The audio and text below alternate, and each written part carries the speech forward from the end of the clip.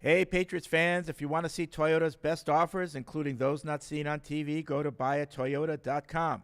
It's Toyota's official website for deals from the official vehicle of the New England Patriots. Toyota, let's go places. Some of the content of Patriots Unfiltered may not be suitable for all audiences. Listener discretion is advised.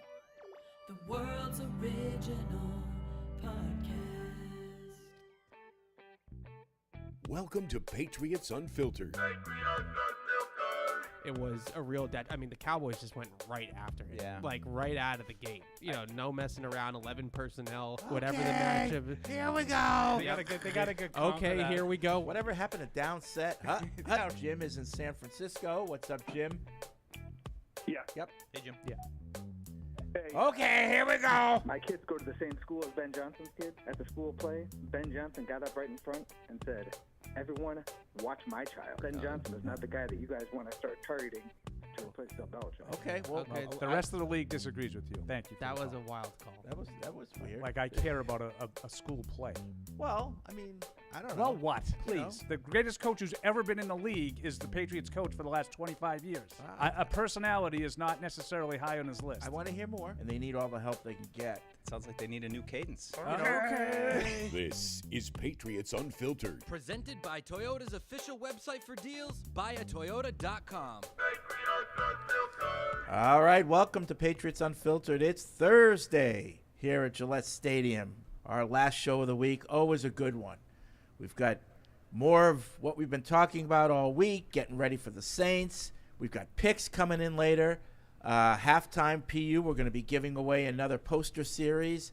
So I should probably take the time to show that right now. Right up here? We've been creating these original posters for every home game done by a local artist. Each one is unique. Only 275 from each game, numbered and signed by the artist. This one happens to be 132 of 275. Here's the certificate of authenticity that goes with it. And If this were at all legible. yeah, but so this is what you can win on the PU halftime show, otherwise known as the show within a show. Maybe you could put a little mustard stain on that during lunch today. Just, No, a little special. We gotta Yeah, you keep- might want to move that water. Yeah, we got to keep it pristine because Correct. it's one of a Should have kind. laminated it. Yeah, so I just want to. I'll hold it up one more time so people can see it. But then I want. Oh, he just ripped it. I want Matt Morrell to get rid of it so that when Paul's food gets here, we don't get it all over. Grease stains. That was well done right there. Huh? That was well done. I have lunch to fire. say. You found a different way to do it. Okay. Yeah. All right. Got to keep it fresh. Thank you, Matt. Got to keep it Thank fresh. you, Matt. So you can win that at halftime of this show. And like I said, there's one unique one for each home game, so collect them all. All right. What do we got? J.C. Jackson, is he going to be practicing today, you think? He's here, He's here. per Lawrence Guy. Okay. Let the cat out of the bag on that one a little bit. All right. He said he was wearing a blazer? Yeah, he said he was looking nice, looking ready to go. He didn't come from I court, like did he? Oh, Deuce. wow. That could Oh, be Fred, true. you did bring that up yesterday.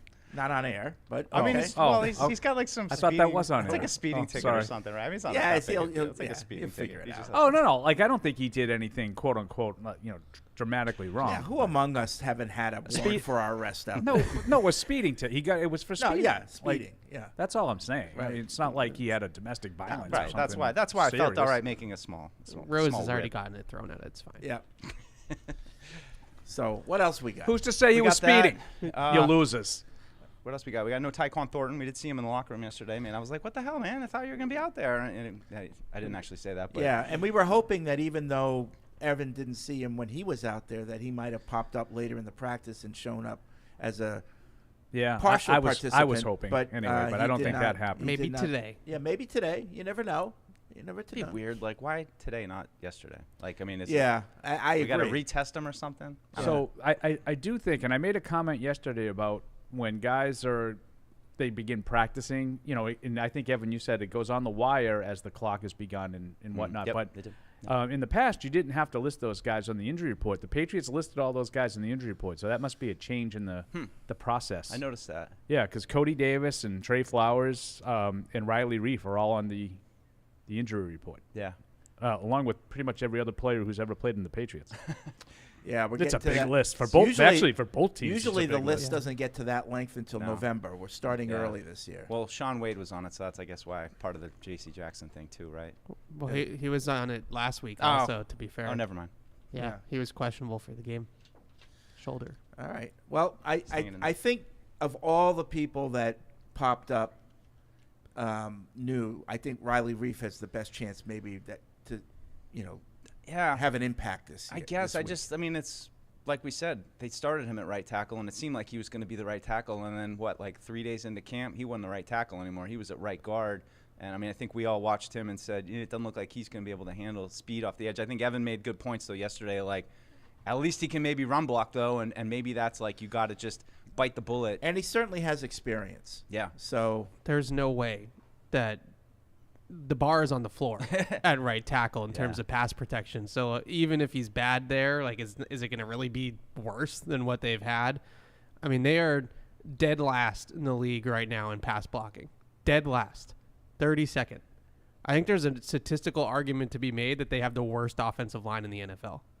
Like that is wild. Like a Patriots team to have the worst offensive line in the NFL is unbelievable to me. Like that, even in the years where they didn't have Scar, they weren't the worst offensive line in the league. Like they might not have been as good as they were with Dante, but they weren't that bad. How much of it do you really put Adrian Clem in the crosshairs? Do you put, just the new offense and maybe Adrian Clem working with, new players and a new offense and Bill O'Brien, or is it just kind of come down to the players? I all of the above, probably, Yeah. right? Yeah. I think Adrian Clem deserves some criticism for the fact that these guys just aren't cutting it. And I think some of the guys like Onwenu have regressed. Yeah. And I understand he didn't practice in camp for very long, but he came back towards the end of August and he's now been playing games. And, at some point you have to start to see the old 4 weeks. Mike Onwenu. Yeah, right. So it's just, That's what's it's bad. That's what's troubling too, is just that some of the main players that you felt good about from those 2020 and 2021 drafts are really kind of on the downswing right now between Mac, Ramondre, Michael Onwenu, like all these kind of guys that you thought.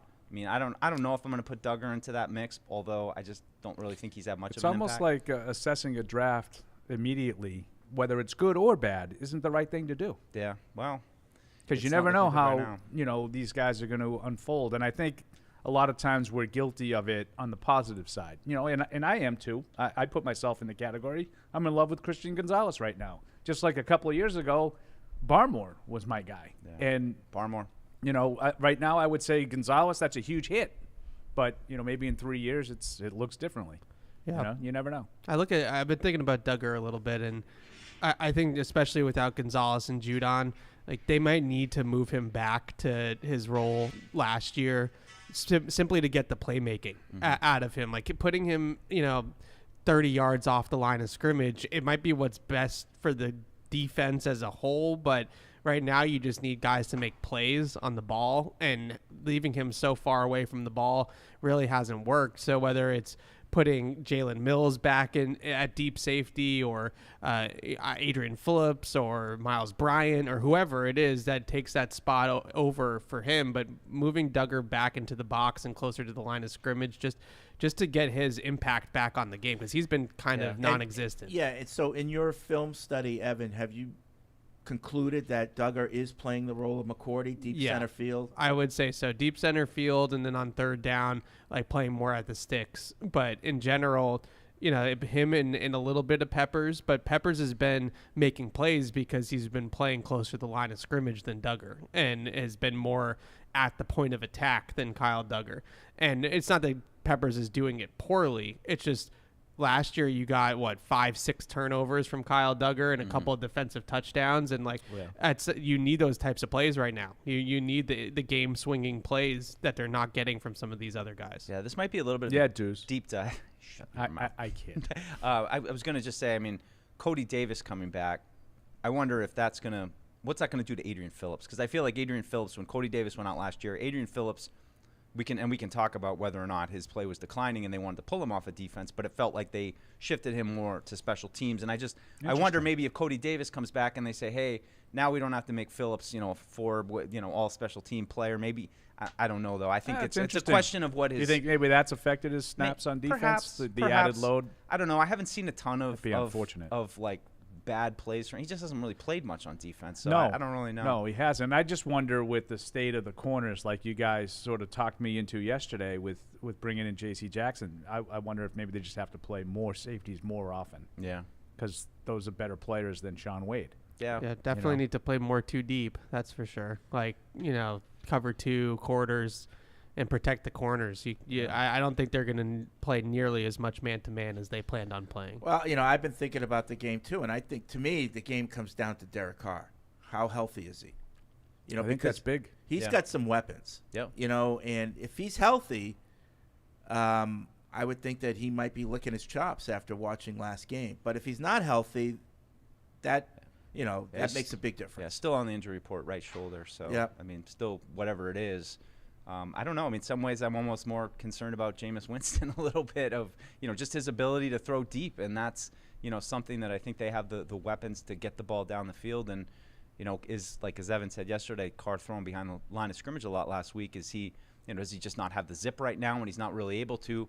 Certainly, if the game gets, if the Patriots were to get a lead or something, they need some explosive plays. Maybe they put Winston in and take some shots. But Winston was excellent, against the Patriots here in 2021. I think I was as surprised as anybody when they came in here and just kind of rolled, which Hunter Henry kind of confirmed yesterday during his press conference. Yeah. I don't know. I just feel like he doesn't have the accuracy. I don't think of Carr. No, when Carr's Carr a much is better player. Yeah, when Carr You is could right. mix them if you could merge it. Yeah. And make like Yeah. Jameis Carr. He might have a stronger arm for sure, but No, I mean I think Carr throws the ball well. I think just brings up a good point because that 13 for 33 is still like sticking in my head. Like, I wonder if they just didn't want him to sit back there and wait for any of those plays to develop because they wanted to make sure they kept him healthy. Yeah, they did throw 5 deep balls, and he was 0 for 5. One of them was, I thought, a drop. That Olave Yeah, one. but Olave? the Tampa played a lot of 2 deep coverage and a lot of soft zone in that game. Tampa 2, if you will. and just begged Derek Carr to check it down. Like they were asking him to check it down the entire game. I don't know how much it was that Derek Carr didn't have zip on the ball and how much of it was just that was Tampa's game plan. Which is interesting because you might think, like, going in, if he's got a shoulder injury, like, hey, let's see if he can, like, well, let's just attack him at the line of scrimmage, take away the short stuff, and if he's going to beat us down the field. Yeah. But maybe they know something I don't. Yeah, I mean, in typical cover 2, like that, the opening is like the whole shot's along the sideline, and if you're having arm shoulder issues, like making that kind of throw in an NFL window is going to be a little bit difficult. Yeah. So maybe that's where they were coming from, but I didn't watch the film and think of Derek Carr like, oh, he has no zip on the ball, he's not, his shoulder must be an issue. It was more that was just kind of Tampa Bay's strategy was to play zone and force him to dink and dunk it down the field. now according to my app, the weather has taken a turn for the better. Great. Right now it's calling for upper 50s, lower 60s, and sunny on Sunday. Seems too hot. Too hot. Yeah, I think it's too hot. What do we have for Saturday? Saturday rain. Rainy. Still rain? Yeah. Rainy. Great. I know. Sitting in the rain watching football. Yeah. Saturday rain, but Sunday, I may skip the game. according to my app, sunny and mild. Yeah. I'd say. I got a thing. So JT O'Sullivan put out another video yesterday on Mac, which I thought was pretty. I mean, How great was he this week? 38 minutes. How great was JT or how great was Mac? No, Mac. Mac wasn't good in the game, No? actually, Paul. No, JT didn't have a positive review of this one. No, I mean he That really, would be a first. No, he really did well. I don't think you're right about that. He's Okay. pretty even. But no, Cheap shot. it was good. By It me. was good. I mean, and it's it's always. I think like when we got into Tuesday. I respect Bedard's coverage, and I like to, but it doesn't mean we always agree. And I think Evan and I don't really agree with a lot of his analysis this week. But JT O'Sullivan was just all over Mac's footwork, and I mean, and just breaking it down, showing what he was doing, and how just discombobulated he got. And it was, when he's going through it, it's just kind of confirming everything that we said, but pointing out specific examples and stuff. Evan and I talked a little bit about it. Not anything we didn't know, but just kind of putting it up on the screen of. hey, first drive, it looks pretty good. He's comfortable. He steps up in the pocket. He also pointed out that throw he made at the start of the third quarter to Hunter Henry, the one-hander that they got the penalty on. Good throw, good, stepped up. But a lot of, like we talked about on Tuesday, like, why are you bailing the pocket right here? Like, just take a little step and throw the ball to the guy who needs to be. He lost his mind. And I think it just kind of confirmed everything we've been talking about that, and JT O'Sullivan was like, this is kind of play that will get you out of the league. He's played quarterback, and he's an all-22 guy, and that's his job now is to break things down. But there was a guy that I listened to who, to me, it was the most damning when it comes to Mac. And he's not an all-22 guy, but I trust his instinct, and that's Julian Edelman. Yeah. And Julian Edelman said he's just not playing good football. And, I know he doesn't look at it, from that granular view that, some – like the Brian Baldingers doing, but I think he's got good football instinct, and I think he can tell when a guy's playing, when it's him or there's other factors, and he's putting it squarely on Mac's shoulders. And to me, that said a lot. I mean, Julian Edelman's certainly a Patriots guy. Yeah. If it wasn't Mac, then he would have said it. He would come to his defense. He has no, grinds to gear or gears to grind when it comes to Mac, or, I was right, or, like some people didn't think he was going to be good, and now he's, defending that take. No, he would be defending him if he could, but he couldn't. Yeah. Well, Julian knows what the expectations are here, what it should look like, how the offense looks when it should be in rhythm, and, I saw the same thing you saw. That's how it is right now. I've been on Mac's footwork since week one. Like, I think his footwork is broken. I think it started breaking last year, and Bedard calls him back foot Mac now, and I think that's totally accurate. Yep. Like, all he does is throw off his back foot. Even when he makes good throws, it's still like, go watch week one, the Kendrick Bourne touchdown that we all oohed and awed over on the post. He bails out. He fades away. Yeah. Like, he doesn't trust the pocket. He's throwing off his back foot constantly. He's throwing from platforms that, bases with his feet that he just can't do. Even a guy with a cannon, your guy, Drew Bledsoe, a lot of times when he would get in trouble, he was throwing off his back foot. Well, a lot of guys do. Yeah, I know a lot of guys, but I'm talking for a guy with a big arm, that's a problem. Yeah. And he doesn't have a big arm. I also would say, like, with him, I think what gets me frustrated with Mac is, like, his inability to move in the pocket, like in like just in a little in reset, a little box, the little phone booth, right? Like, he's got pressure coming off the edge on the left hand side, and it's just like, just relocate, like just take a little sidestep and then like move up in the pocket onto your right while keeping your head down, and reset and throw, because you can't afford to throw off your back foot here, because the ball, Devontae Parker is coming across the field, and if you throw off your back foot, then it's going to be a pick six, right? So instead, like, you got to relocate in the pocket and then throw the football. And that's one thing that I've never really seen him be very good at in general, and I don't think he has that ability or that instinct to just, all right, the pressure is coming from the left, but the right is protected. So if I just move off my spot a little bit here, instead it's like either back foot Mac or it's bail. Yeah. Like, there's no in between. You mentioned instinct. Do you think that can be taught, that those small movements within the pocket? It's interesting because sensing the pressure. I agree what Evan's saying, but I also felt like when Mac got here that he had pocket presence. Yes. I felt like, I think as a rookie he was much more poised in the pocket. But I than he is wonder now. if there's a difference between being good in a well protected pocket and doing what Evan's saying, and being able to reset and take a couple steps. Like, when the pocket's there and he can just stand it in and throw, he won't get occupied with the rushers and people at his feet and stuff. But that game was just prime example of just take a step, reset, boom, it's there. And that's I heard Orlovsky yesterday on EEI talking a little bit about that, and that's one of the things that we talked about when it was going better for Mac. Like Evan just talked about the touchdown throw against the Eagles. Orlovsky brought up the throw to Hunter Henry, I think, late in the Miami game. It was like it was like third and 20, and they got like 16 yards or something like that. It was a like recoiled, leaning back throw that barely got there, and everybody's like, "Wow, like you fit that in a tight window," but that's not. That sometimes completing those passes can be the worst thing.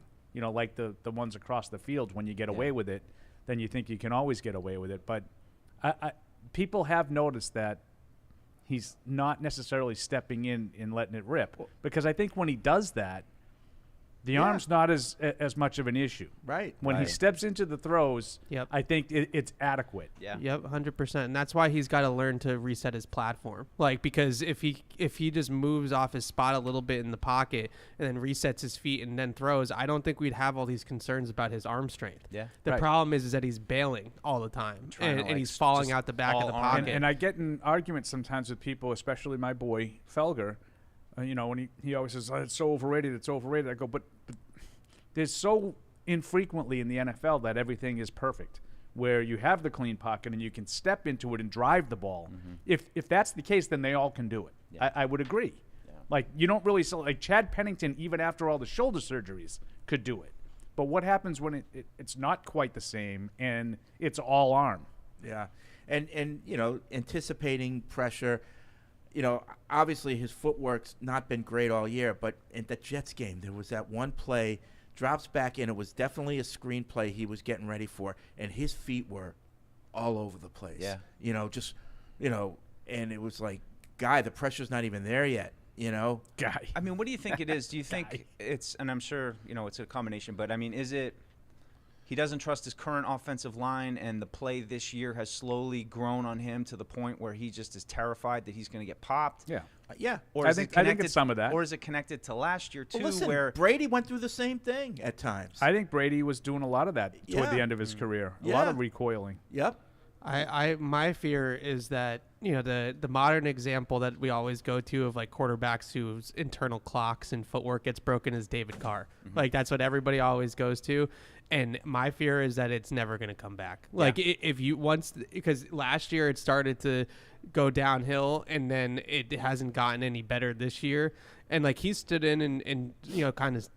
We would call it like stare down the barrel, right? Of like a guy coming in his face and he'll throw the ball under some pressure. Like his statistics under pressure this year have been a lot better than last year, but that's not even what we're really talking about. It's like, those little movements in the pocket or, stepping into throws and when he does have clean pockets and things like that. And I don't know, once you're broken in that sense, it's like really hard to get it back. It's one thing to avoid the pressure. It's another thing to avoid the pressure and, like you said, reset.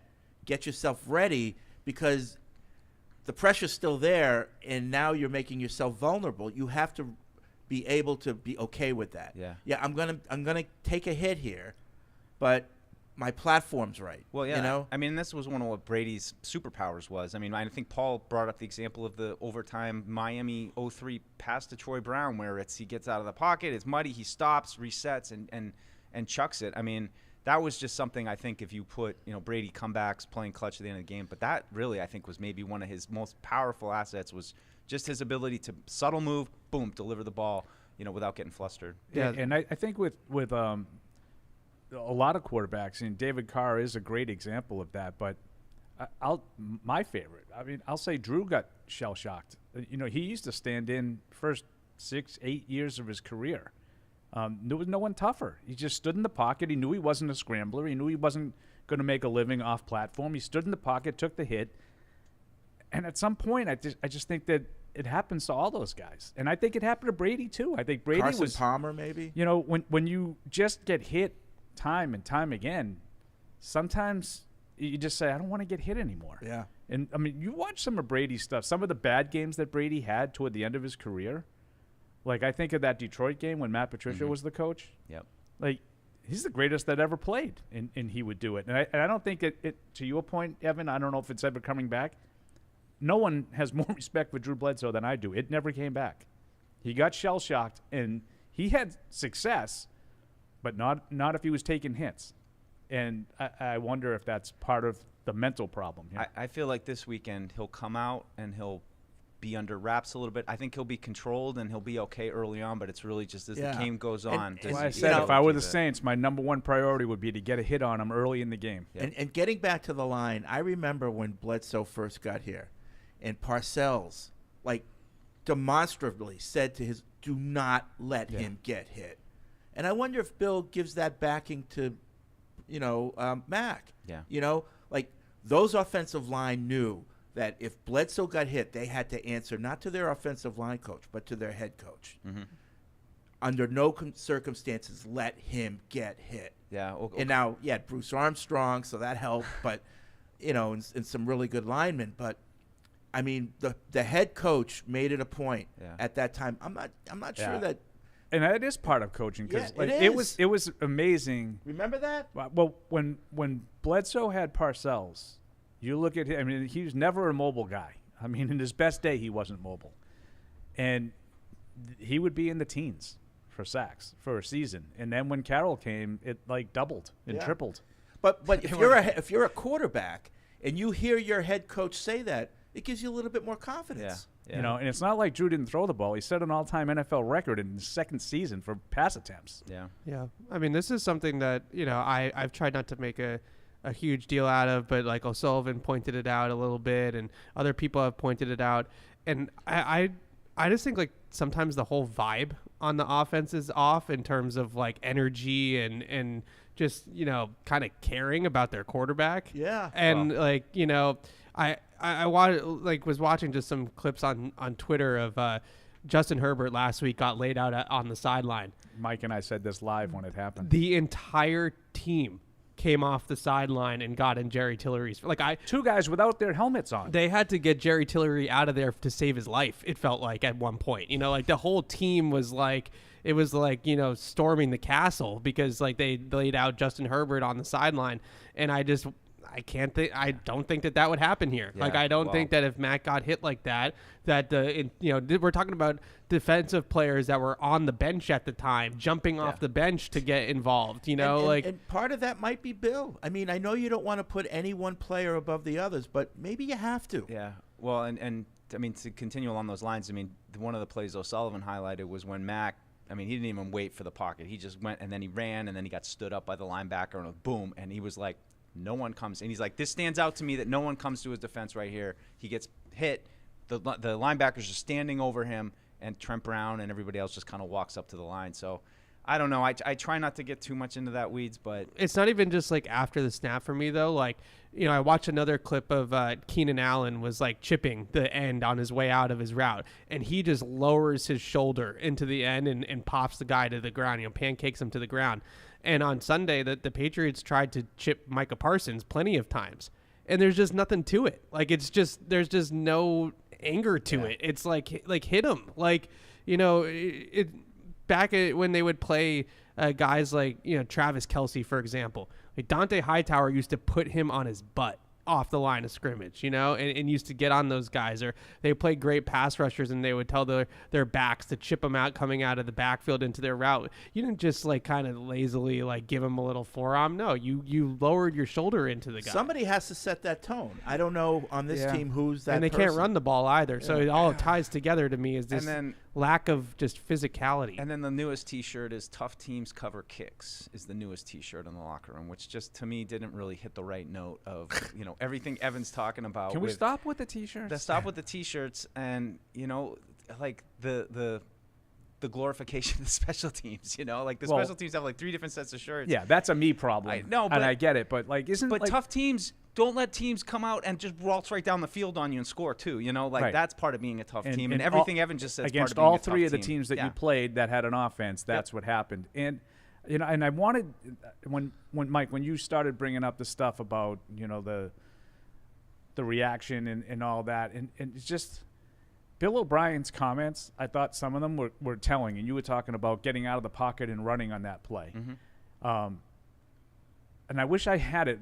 Like, they played a clip of it yesterday on the Sports Hub on my show, Fred, and there was 2 different comments that I thought were telling that Billy O you could tell he was sort of stopping himself, and one of them was on that run. He's like, we have to know like what we can, this is why I wish I had it because I don't have the actual quote in front of me, but paraphrasing, we have to know what we can and can't do.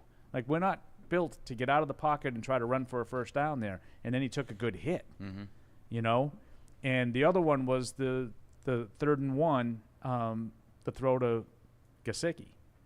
When O'Brien was talking about it, he said, we have to get down there, we have to execute we have to coach it. But like he stopped himself because he didn't want to make it sound like he's putting it on the players. That play was there. Yeah. That was a good design. I mean, it's 3rd and less than 1. I was thrown off by the play action there. Yeah. That play's got to work. The Gesicki was open. And Talking about the crosser in the end zone. Parker Yeah. was open Yeah, too. he missed Parker. Like, Parker but too. he's got to hit but I the think throw it's to an Parker. but I think it's an easy throw to Gesicki Yeah. for a touchdown. I think it's an easier throw to Parker. Yeah. and whatever, like that's got to be a touchdown. Like Yeah. like I know we can sit here and we can say, why are they not doing X? And I would in a lot of ways I would agree with a lot of that criticism. But that play was there Yeah, the play worked. Yeah, well, It I mean, just wasn't executed. by both of them. Right. I thought I it was a little off. The throw was a little off, but I also thought Gesicki could have caught it. Yeah, I mean, JT, on that one, I mean, he literally was like, and this is kind of to Evan's point, he's like, he just skips over Parker. Like, that should be the second read and what he's going through. And Parker's coming across. And, like, you know, he does try to get it off to Gesicki as he's falling away. So, I mean, yeah, that was there. But, like, even his was just like, he's just skipping a read right there. Like, and that was almost Evan, like, he forgot what the play is. Like, he forgot what the progression and that was on a 3rd and 1. Yep. Yeah. And which You would know, have been a which, first down which at least. to me, that's even more of a sense of urgency there, you know, because you're going for the touchdown when you could go for the first down and extend the drive. And you got to make that play. Yeah. You got to make that play. And that was from like the 7 yard line. Yeah, Yeah, that's up probably. here, man. When you see Parker, there can be no second thought. Yeah. Boom, get rid of it. Get rid of it. Yeah. You know. Yeah, I mean, few of those. when I did my breakdown of it, I highlighted Parker being open on that play because that's a layup. Like, that's an easy, it's a little crosser over the middle of the field. The throw to Gesicki is a tough throw. Like, he's coming across the field the other direction, and then it's you and kind it's of have to get it over. right, you know? and it's late. Like, you know, so Parsons beats Trent Brown off the edge there, and he's going 1, 2, 3, and he's coming to his third read in the progression. So he's about to get hit by Parsons. The throw that's the easy throw is the one to Parker that's 5 yards in front of him. And if he just hits Parker in stride, he's just going to cut it up and walk into the end zone. And it's just And if he doesn't get in, you got a first down. Yeah, I mean, Right. he's a big guy. yeah, He but probably those are would, but he would have scored. But those are like the types of throws that Mac needs to make the throw to Parker. Mac can't be the Right. guy that's trying to make the throw to Gesicki. He doesn't have the type of like arm talent to make that kind of throw consistently. So he's got to make the layups in the offense. And in this game, he missed a lot of those types of layups. Like, I'm not Well, he saying they definitely were, missed one on a 4th down later in the game. Yep. Parker Yeah. was wide Yep. open on the yeah, cross. it's Greg, not, I'm Greg not, Olson pointed I'm that not out. Why'd saying you he's miss him, gonna Parker? like he's gonna hit these like He throws it's him all not- the time until the time when he's actually just wide open. And Well, then you he's know, not and, on- I don't know. and then that's a little bit on us. It's you know? like he doesn't like it. I We're don't like, know. why do they keep force feeding, Parker with snaps, Well, maybe it's because they know he is getting open, Yeah. and the ball's just not getting delivered to him. Maybe, we need to rethink our view of Parker. Well, the Parker thing, I don't have any problem with him playing because they don't have anybody else that does Yeah. what he does. No, I know, but like It's the Demario Douglas snaps that I want. Right. I wanted him to take away from like Juju. But we look at Parker, 1 catch, 5 targets. It's like maybe it should be more. It should be. You know? Should be. Yeah, I mean, no one's saying that there was, that these plays would go for 50, 60-yard touchdowns. I don't but, care, But yeah. these little dump offs over the middle on these crossing routes and stuff like that, like that's got to be something that Matt consistently hits. And I and think he that's just what did in this game. Mac kind of said when he was talking about, I've got to stay within the game plan a little bit more. I'm sure he was told that. Oh, yeah. And O'Brien kind of alluding to it too. Take what's there. This is the way the play is set up.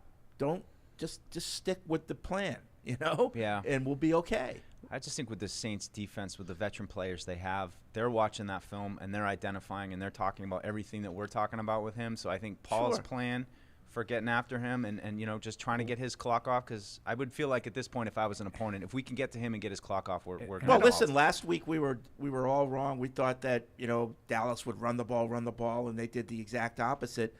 We go into this game saying, well, Saints don't really blitz a lot. That maybe just because maybe they will in this game, So they have to be ready for that. Yeah. I mean, I don't know how aggressive they want to get, but I wouldn't blitz. I think I'd just win one-on-one matchups. But like you said, Paul, if you can hit them early, yeah, but you don't have to blitz to do that. maybe That's you my do. point. Maybe, well, if they do, then maybe you, the then you Saint- have to change. I'm just saying maybe the Saints do. And so Yeah, maybe I don't the think- idea is I don't think against the 32nd ranked pass blocking unit you but have but to do why that. take the chance? Let's just hit them early. Let's find a way to do it real fast. I mean, and Because I get think that it's a fear- bigger chance to give up a play on a blitz when you don't blitz a lot and you expose yourself. Okay, I'm just saying. I would just, you know, I would say I'm going to take my chances with Cameron Jordan on Vidarian Lowe, and I think I'm going to exactly. win. I'm going to win that matchup more than a few times, especially early. You know, and even Davis too is just an active, veteran, aggressive kind of guy. He's that a I great think player. Is, you know, I really saw useful. like there's a stat too, like that game last week, which was also a little misleading because the Bucks put it away late. Yeah. That snapped a long streak of the Saints defense not allowing more than 20 points in a game. I mean, I don't They're know. a really good defense. I don't know how many, but it was like 10 or 12 games without allowing more than 20 points in a game. That's not easy to do in that league. Yeah, no, Davis is one of my more underrated players like that you see on a weekly basis. He's great. They have some corners that have, other than Lattimore, that are starting to play well. Yidium, I think his name is Isaac Yidium, on the outside, and then Alante Taylor, who I liked in the draft, is playing in the slot for them. And then Honey Badger's still a good player, and they have a really good secondary. Yeah, and they had a young safety who missed the Bucks game, who's back. I think he was a full participant. Jordan Howden. Yeah, Howden. Yeah, went to Minnesota. He had a he finger was a issue, and he's played pretty well for them. He was a full participant in practice. So he didn't play in the Bucks game, but yeah, like that. Like I said, that Tampa game, it's 17-9 with less than 4 minutes left in the game, and the Bucks, the Bucks got 9 points in the last. They scored 9 points in the last minute. Basically. No, it's a good defense, and they're a little bit weak at the D tackle position. That's one place that you can run on them a little bit. But Granderson and Cam Jordan are really good edge pair, and then their secondary is good. And I love Davis. Davis is a great player at linebacker. All right, 855-PATS-500 is the Ace Ticket Hotline. Web radio at Patriots.com is the email address. Picks today, so we got to hurry. So let's get some of our listeners' viewpoints. We'll start with Anthony in Seattle. What's up, Anthony? Where you going, Deuce? Hey, what's up, fellas? Oh, hey, thanks, Anthony. Appreciate that. No, thank you, Anthony. Yeah, my pleasure. Hey, listen, I guess I know you guys turned the page to the Saints, but I couldn't get through on Tuesday, and I was busy yesterday. But I'll be brief. Listen, man, I'm broken. They broke me. Wow. In the words of cousin Patty, it's time to throw in the white flag, or was it wave the white towel? Yeah. My Super Bowl prediction. And as promised, I got lunch for you guys.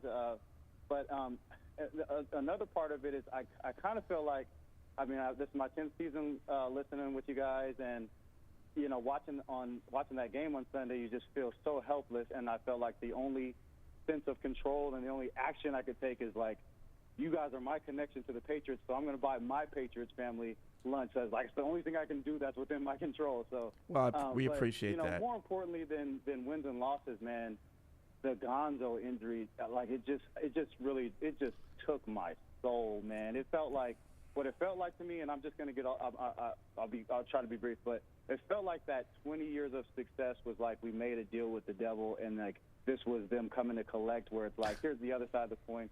Here's your number one pick, just like who looks to be a superstar out the gate, and then 3 games or in his 4th game, we're going to take him from you. And it's like, oh, come on. And it's just, it broke me. Like, obviously I'm diehard.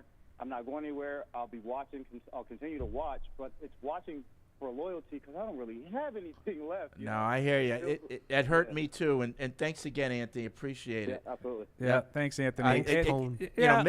When they lost Gonzalez and Judon, it killed me too. That's why I said that was the worst thing that came from me. Anyway, that was the worst part. That more came than out of losing that game, 30. for sure. I don't care if we lost 100-0. I'd still say that losing your 2 best players, offense or defense, was a killer. Because even if you're sort of pessimistic, you can chalk up a bad game to a bad performance. Yeah. Like that. Okay, so they didn't play well.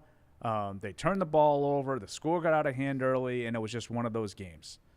But it's hard to do all that and say, oh, and then we're going to be better now that we are missing our 2 best players. Right. Yeah, and with Gonzalez too, even if they had a 6-11 season, if he continued to look great, at least you'd have that He's to the future. talk about and Yeah. sink your teeth into and all that type of stuff. It's a brutal injury. I'm right with Anthony on that one. Let's see. Robbie's in Pennsylvania. What's up, Robbie? Hi, guys. Hope you all doing well. Yep. I just got a couple quick ones for you. Yesterday, Evan pointed out that JC's more of a ball hawk. I was wondering if you guys have any concerns if Jack Jones comes back, that you may have too many like guys trying to jump routes and things like that. Could we get beat deep if Jack does make it back here in the short term? Yeah. The other point I had real quick is, take it off the air, is do you guys think Ramondre's struggles was more on the offensive line, or do you think it's something with Ramondre? I know in week 1 they chalked it up that he had an illness, but you think he'd kind of be over that by now? Just wondering if you thought maybe it could be play calling or just offensive line play, and I'll take it off the air. Thanks Okay, again, guys. thanks. First one, Jack Jones, too similar to J.C. Jackson? It's a fair concern, but I think at this point, those two guys have proven that they can at least play NFL football. You gotta, that's what you got, So I don't know if you can really be too picky in a situation where all these guys at cornerback are hurt. With the way the offense is played, you might just have to say, we're going to give up some plays, but we got to take a shot and see if we could take the ball away. Yeah. What about Ramondre?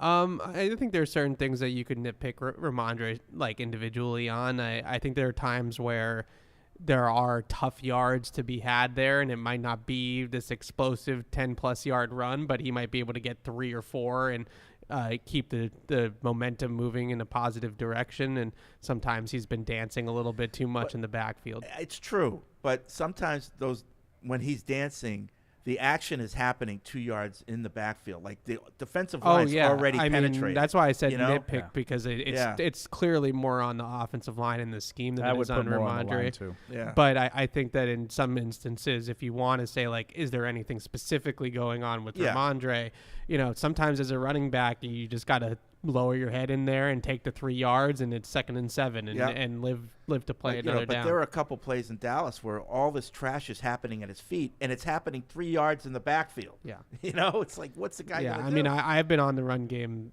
the whole season. And Their scheme stinks in the run game. Just to add another thing to be concerned about, he pops up on the injury report this week too with a thigh injury. So of course. Tim's in Providence. What's up, Tim? Yeah, I had a couple points to make. I was thinking about the etiology, the point at which Max seemed to have a significant breakdown in his mechanics, and all I can think back to is that Baltimore game where he got injured, and I think he just got booped. I think he's scared of getting hit. could be. Yeah. I think that's sort of the etiology of it. I think he just. And then I think the other thing too is I think I hate to say it, but I think they got to move away from him and they got to move away from Bill both. And I just think we're going to end up like one of these teams with an okay quarterback, maybe like Carr or Cousins, but we're not going to win anything. And how long can you do that? You got to take chances. If you don't take risks, you'll never get anywhere. It's true in every facet of life, business or football. So they got to move on from both of these guys. Yep. Even if it is a risk. That's part of life. So, all right. That's all. Thanks, Tim. It's interesting about the Baltimore game. I thought there was, and I'd like to go back and maybe in the off season, look at some of the games late in his rookie year to see if we notice any differences of his pocket presence. Because I do think that he had a decent amount of pocket presence and poise early on, and it's no secret he from that bye week on he was completely shut down with the exception of the 2 games against the Jets and the Jags. The other games, he didn't play well. They didn't move the ball.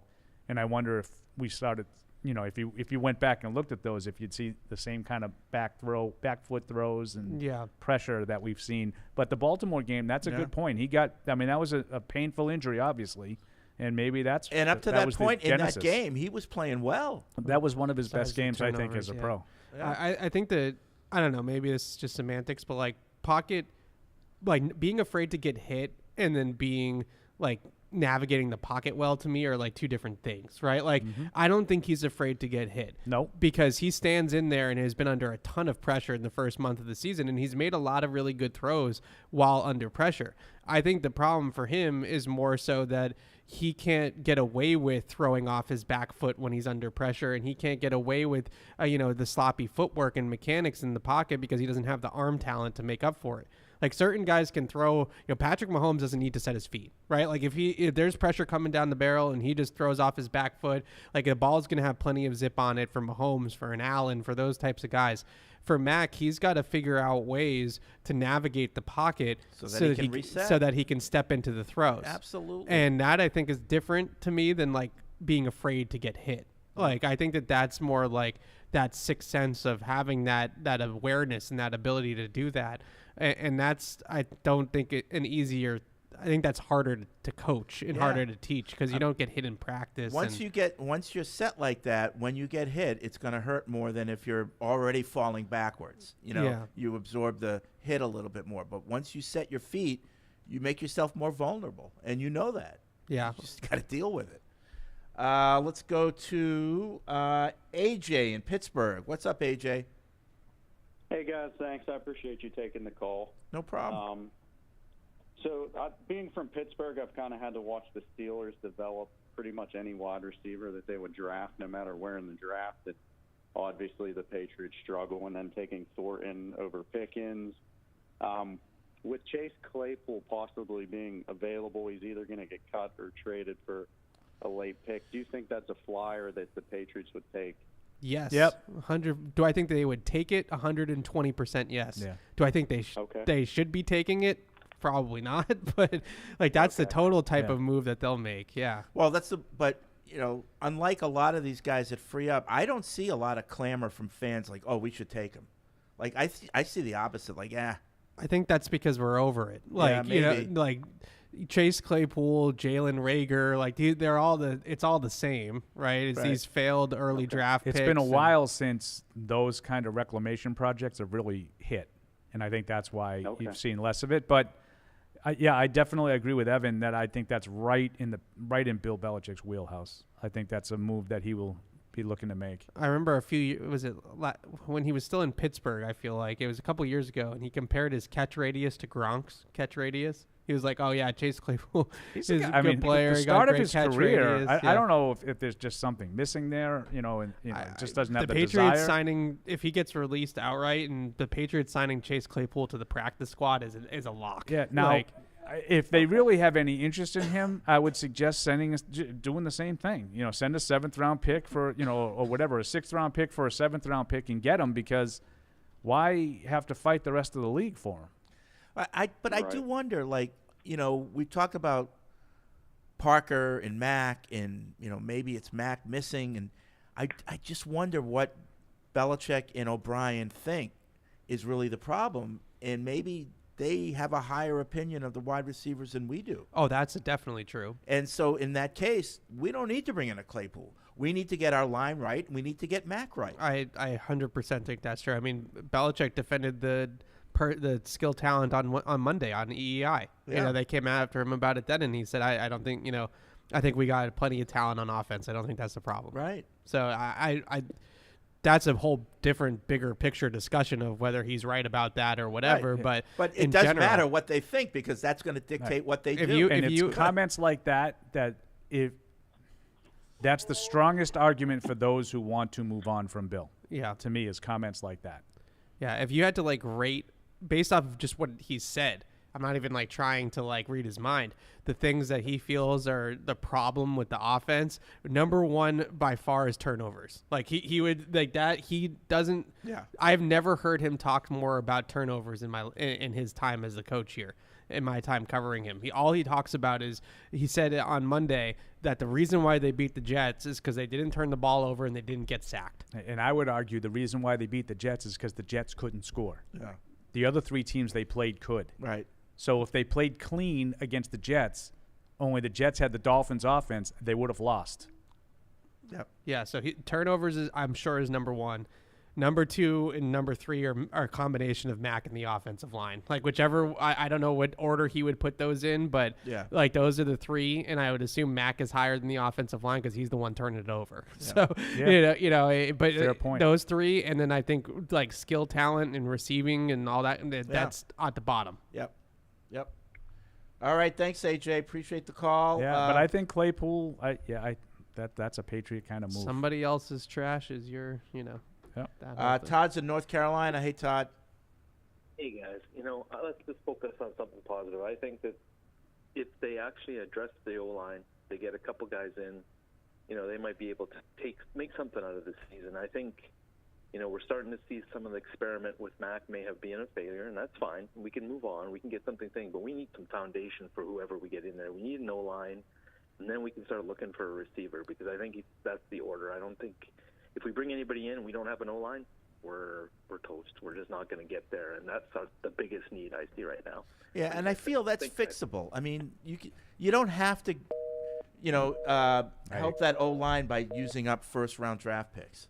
I wouldn't mind using one. Yeah, I mean, it doesn't necessarily have to be next year. Yeah, but I wouldn't mind taking a franchise left tackle. But I think you can find, some really good offensive linemen. Largely, I agree with you. Yeah. So I think if you wanted to take one small silver lining from the offensive mess that was on Sunday, Antonio Mafi actually played pretty well in that game. I thought he was one of their better linemen, frankly. And if he's somebody that now can actually play guard and play well for them the rest of the season, then maybe you have something there, and that at least shores up one of the two spots that have been a little bit of a weak point. Left guard and right tackle. I'm confident that Big Mike will figure it out. So left guard and tackle have been your two weak points, and if Mafi's gonna play left guard at a starter level, then at least you filled one of those holes. And I'm with you, Fred. I think you can patch a line together. I've seen a million teams do it. I've seen Tom Brady do it. I think that if you had better players, the line wouldn't look as bad. Now, I'm not telling you, I'm not giving the line a pass. They've been bad. Right. But, I mean, I've seen some bad offensive lines get worked around. Right. Because you have better players. But like in the grand scheme of things, if the offensive line is your biggest problem, to me that's fixable. Maybe not this year. I don't think it's the biggest problem. But you can fix that next year. If quarterback's your biggest problem, that's tougher. Yeah, it's one of those things. It's one of those tougher. things where everybody can have an opinion on this and everybody's right. Yeah. You could say the offensive line's the biggest problem. I'm not going to argue. I've watched too, just like you guys have. Yeah. I think it's been bad. I think it is their biggest problem, but at the same time, it's their biggest problem because of who the quarterback is. That's my point. Right? It wouldn't be the biggest problem if Tom Brady was 35 years old playing behind that line. No, but because of who the quarterback is, he has to throw from clean pockets, and he has to trust the pocket, and he can't be bailing out of it and doing all this stuff. So if the line is not holding up, then that's going to exacerbate those issues. Yeah. Gabe's in Tennessee. What's up, Gabe? Oh, hey, how you guys doing? Big fan of the show. Thanks, Gabe.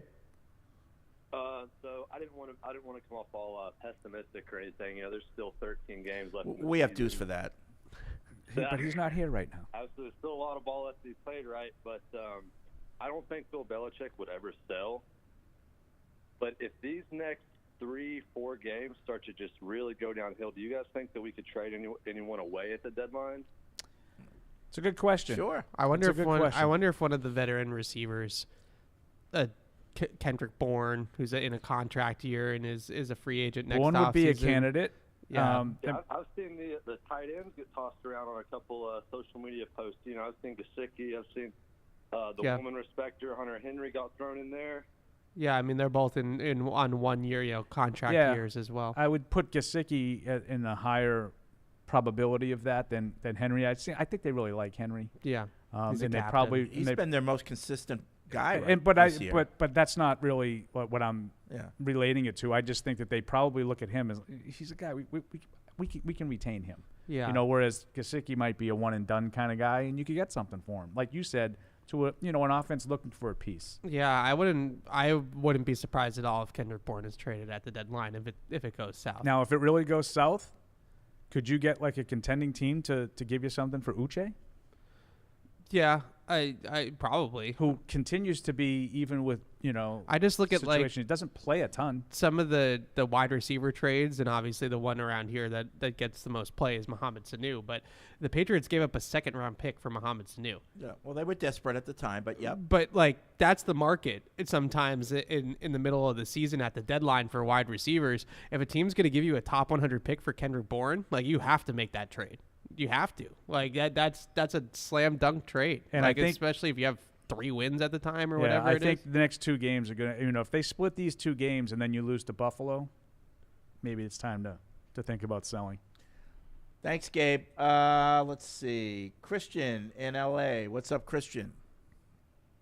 Hey, you guys. Good day. Good to talk to you again. So for me, the writing sort of on the wall with the season, there's not really a Band-Aid that we could apply at any point during the season to really fix it. And I think the path that we're on will probably lead us to a significantly high draft pick. And so I'm saying we just step back. We let the season play out. We have to play out, in my opinion, Mac's contract anyway. But what I really wanted to ask you guys and get your opinion about is, do you think it's at all plausible that we sort of take like a sort of a 180 on the way we've been approaching the draft? And I know it's really early, it's about draft, but typically we'll gather 20, 30 picks, right? As many picks as we could possibly get, and we'll get a bunch of middling players. Is there a possibility for us doing sort of what the Texans or the Eagles did, and where we package a bunch of our picks and say, we just want to get 2 high-caliber first-round picks, a high-caliber tackle and a high-caliber receiver. We'll give up the 3rd, 4th, 5th, 6th, and 7th round picks to package everyone and get 2 really high picks in the first or first and second rounds. Does that make any sense to you guys? Yeah, who's you might the have GM? you might have to dig into 2025. Yeah, I mean, you're not going to be able to move up significantly in the first round by giving 3rd, 4th, 5th, 6th round picks. Yeah. You have to give first round picks in a future year to do that. Yeah. What did the Texans and the Eagles do? Because they both seem to have done something this last. No, the Eagles had that pick for that they used to draft Jalen Carter from a separate trade. That was the one with Miami, was it? Yeah, not? in the first round this year, they had that pick going into the draft from a previous trade. What about the Texans? The Texans traded the 12th pick and the 33rd pick and its 2024 first and third rounder to the Cardinals for number 3 and 105. Yeah. Could we do something like that? Because it seems like the league is moving to an impact player league, where building your team with middling players that get made better by a quarterback or someone that raises their level of play doesn't seem like it's in the cards for us in the next couple of years, at least as long as we play out Mac's contract. Does it make sense for us to dig into that 2025 basket of picks and try to do what the Texans did? It's not a completely outlandish theory. I just don't. I don't think you have the GM that's going to do that. Like if it's somebody else that's in that chair, then I could definitely see it. I mean, look at like Caserio just did it, and he's a Belichick guy, and he did it anyways. So I think it's possible that that's like a sound way of going about it. I just don't think that Bill ever would. And I don't think it. I mean, the Mac Jones part of it is a huge part of whether or not I would even contemplate it. If you think that Mac Jones is part of the future and you want to, then I would do something like that. If not, then I think you got to rebuild. And I don't think you want to give away. Yeah, I mean, we'll see. Like the Texans are off to a pretty good start, relatively, and CJ But Stroud who looks was like a baller. Right, but you had that pick. Yeah. And now you're trying to get around him. Do you know what I mean? You have that guy. Right, and exactly. If you do what Christian's saying, you might be giving up your opportunity to get that quarterback down the road. Or you're giving up your opportunity to get anything else with the quarterback. Yeah. Now, listen, C.J. Stroud has played 4 games. I'm not ready to anoint him. He's off to a good start. But the difference to me is they knew they were going to get Stroud, and then they wanted to get Will Anderson too. Right. So the question is like, I think that saying like if we're going to play out Mac's contract, I agree with you, Paul, that but what the Texans said was we have the number 2 pick in the draft. We're going to use that on C.J. Stroud, but we also have Will Anderson rated very highly on our board, so we're going to trade up. We want them both to draft Will Anderson, but the Texans had the 12th pick or something like that to move up from. Like the Patriots only have 1 first round pick. So let's just say they have 12. Yeah. Well, they don't have 2 in 12. Right. But if they have 2, then they're taking a quarterback. Right. So like they're starting over completely. Like Mac isn't going to be a part of the equation. So if it's just 12, I don't want to give up the 25 first round pick and probably one of those picks was probably like a 3rd rounder or something. But if you talk me into they have 12 and then they have like whatever that equivalent is in the 2nd round, 39 or whatever it is, and they want to trade back into the 1st round with 39, now we're getting into a whole getting me a whiteboard. But I don't here, I don't hate the idea. Was that Christian in LA? I like aggressive trades in the draft. I think if you look at the biggest single reason that Kansas City and Buffalo are in the situations they are is because they were very bold with dramatic moves up in the first round to get Mahomes and Allen. I think a lot of teams are, if you look at, a lot of these teams that have rebuilt on the fly really quickly, a lot of the trading in the draft has been more aggressive. And to Christian's point, the draft pick is only as good as the player it turns into. Right. So just accumulating all these draft picks for them to turn into, guys that aren't going to play in the league. Is Miami and Philadelphia have used it well. And I would say even the other side, San Francisco made an extremely bold move to do that, and it failed epically.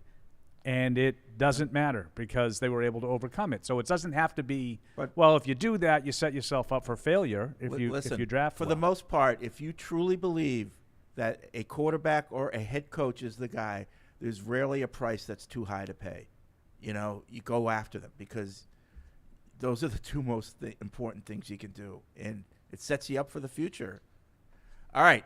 Bridgestone is the official tire of the New England Patriots and proud partner with Sullivan Tire, New England's headquarters for quality Bridgestone tires. Visit sullivantire.com to find a location near you. Paul's Foods here. We'll be right back. Get in on the action with DraftKings, the official daily fantasy partner of the New England Patriots. New customers can download the DraftKings app now and play free for millions in prizes using code PATS. That's code PATS, only at DraftKings. Minimum $5 deposit required. Eligibility restrictions apply. See DraftKings.com for details. Isn't it time to get exactly what you want? Welcome to Red Hot Deal Days from Verizon, where you get your pick of our best deals. Like My Plan, where you can pick the perks you want and save on every one. For limited time, bring your own phones to a Verizon store and you can get My Plan for our best price ever. Get exactly what you want in your phone plan and only pay for what you need. Bring your phones to your Verizon store today and get My Plan. These deals won't last. It's your Verizon. And we're back. It's kind of a sad day because why? The fans finally did it. The show within a show has to go. It's no more. Got me off the air. As the show within the show, because we are now officially the PU Halftime Show. That is the new official name. It's final. PU Halftime Show. Let's get it started with some trivia. Guys, this is for the 3rd edition poster series. Pat Saints. This weekend, cool posters. So send your answers into web radio at patriots.com. I will say this poster is one of my favorites. It's one of my favorites really cool. too. It's a good one. The gold looks good against the blue. Mm-hmm. All right, guys. Trivia questions. Don't answer them, you guys. Question 1: what was Tom Brady's first Madden rating? I'll give you a hint. Madden 2001. All right. Question 2: how many international games have the Patriots played? All right. And question 3, the hint, this one is in the Patriots app. All right. Patriots chairman and CEO Robert Kraft's first game as owner of the team was a preseason game at Foxborough Stadium against the Saints. What year was this game played? All right. Send your answers into web radio at patriots.com. Guys, and before I say guys, Alex. First of all, Faith.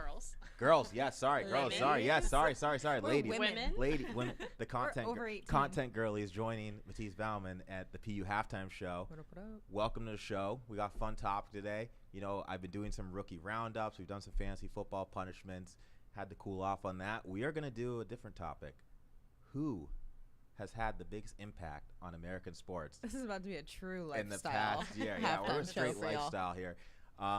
Alex, you want to get kicked off? So the discussion is between, it's all pretty relevant, right? Especially with MLS playoffs coming up. But Messi coming to the MLS, Taylor Swift attending 2 NFL games, and Coach Prime. Yeah. And his impact on college football this year. So, Alex, you want to get kicked off? Or so there's 2 ways to look at this. Like, obviously, with recency bias, what Taylor Swift did the past 2 weeks is just so insane. I mean, I think sports media took the joke way too far and was really corny about it. But looking at this from a business perspective, There was at least a 400% spike in his jersey sales. I mean, we all saw that tweet going around. His podcast #1. He's had like, I think the last number I saw was between 300 and 600,000 new Instagram followers. And then just the NFL has seen this too. I mean, the Kansas City Chiefs New York Jets game that really had no business having 27 million viewers. Yes, second most watched NFL game of the season since I think the second most watch game since the Super Bowl last season, right? Yeah, I think so. So that's bananas. And she just attended the game. Like, that's the thing is, like, if you look at, like, Coach Prime and Messi, obviously, like, Messi's playing, Coach Prime is coaching. She's just a fan. Like, she's literally just there watching the game, chilling with Mama Kelsey. And I will say, I'm not the biggest Taylor Swift fan, but, like, the percentage spike in teenage girls that started watching the NFL just, like, the past 2 weeks was like up by 60%. I think you had already that upward trajectory with like Joe Burrow and Jalen Hurts and the helped. TikTok girls who love him. But like this really, I mean, there's at least interest, right? So my thing is, I don't know how long withstanding this will be. I mean, I don't know. I think they're really dating. I think it probably goes back a lot longer than. I don't think it's a I plan. think Travis talking about trying to give her the friendship bracelet with his phone number on it, I think that was their soft launch. Oh yeah, I think they had like people have traced back people with way more time on their hands than I have traced back this relationship to when Travis was in Nashville doing Tight End University and Taylor was in Nashville for I believe the Eras tour. So people believe that's when they first met, but even Taylor playing at Arrowhead was months before Travis ever released that soundbite on their New Heights podcast, right? So a lot of people are starting to believe that was their soft launch, and now they've just kind of drummed this up into this really awesome marketing campaign. I mean, Taylor has a movie coming out that the NFL showing promos for in primetime games. Like, it's like this isn't just like, oh, new relationship, I'm gonna go to my boyfriend's game. We all know how calculated Taylor is. My question is, how long will this kind of carry like this bump for the NFL? Whereas, I mean, not to gloss over Coach Prime and stuff and his just the character that he is, but Messi and what he brings to MLS has the opportunity to really, I think, just totally begin a new chapter of MLS and really take it to new heights. I will say, as the former college soccer player here, what Messi has done the past year is absurd. Inter was a bottom of the table team. They had 800,000 followers, and within the month and a half, they have like 9.1. To put that into perspective, the Patriots have 4.9 million followers. I mean, Messi is one of the top 2, if not 3, if not 2 most followed Instagram accounts in the world. And that's the thing. Like, we lose sight of the U.S. little bubble that we're in to the global superstars that soccer players are, especially of a Messi or Ronaldo caliber. He's selling out stadiums that he's not even playing because they have turf. You won't even play on turf, and he's still selling out those places. Chicago sold out yesterday. He didn't touch the field. I don't even know if he traveled. The lowest tickets were going for like $350 a pop. Gillette, we're playing them next year. It's gonna sell out, and he's probably not gonna play because we have turf. It's crazy. I feel like your point too about like just like his impact is more like a culture impact here in the U.S. Yes. Like, I'm not personally a huge soccer fan, but like I'm interested now because this is huge. But like, I think to your point, Taylor Swift is like a spike, and like she'll have her movie. I think she'll keep going to games. Like, we'll see. Hopefully she comes here in December. We'll see. But like, I think that's going to be a media spike. But considering it's only been a week and like the general public is starting to get annoyed by it now, like there's only so many if they plugs. weren't already, right? Yeah, there's only so many plugs they're going to be able to do to ride it out. But I mean, even just like her attending a game, it's getting millions of likes on TikTok and stuff for the NFL. But I think Messi's impact is going to withstand years. Like, they're not going to lose all those followers ever. Like, now it's important. Now it's relevant. And someone like me who doesn't even like soccer that much is now interested. I also want to talk about Coach Prime. Yeah, we can't gloss over him completely. So I don't know if it's his impact. I mean, because he has like the craziest pull ever. I just think he's the first coach to take full advantage of NIL, transfer portal, social media, and that it's going to change the whole landscape of college football. Yeah, I mean, he's really just a personality that's so like. It's crazy. I'm struggling to find the word, but he's just such like. Just draws you in. Yeah. Like the aura is crazy. The aura. Like if you're a kid, would you rather go get yelled at by Nick Saban in Alabama, or like walk out of a tunnel with Coach Prime, Coach Lil Prime's Wayne? a culture thing too. It's That's just the thing. crazy. He's getting like the most absurd kids. He says it himself. He's like, we're not the best team yet, but he's like, I'm a couple guys away from changing my complete team, and it's only his first year. I mean, even just like their first game, like to look at their season last year and like how terrible it was just to like their first game. Like, yeah, they're not a great team yet, but even in that offseason, like the amount of impact he was able to have. And then even just like I love his press conference quote about like, what about me would make you think that I care about your opinion of me. Like, I think that attitude is going to take him so far. I mean, he's always kind of had it. I mean, that's not a new thing for him, but I mean, if I was a college athlete, like looking to see what school to go to, like that's the kind of coach that I want. Well, and with NIL, and not who's only going to build just, your brand too? And that's True. the thing about the branding. You guys know I love the marketing. I love the business angles, and just to go to a school like Colorado and kind of put them on the map culturally. Like, you have celebrities rolling up to your games I told now. you, like, I was up till it's 3 now a a.m. destination to go to one of these football games, because who are you going to see? Who's going to be there? What storylines are going to come out of it?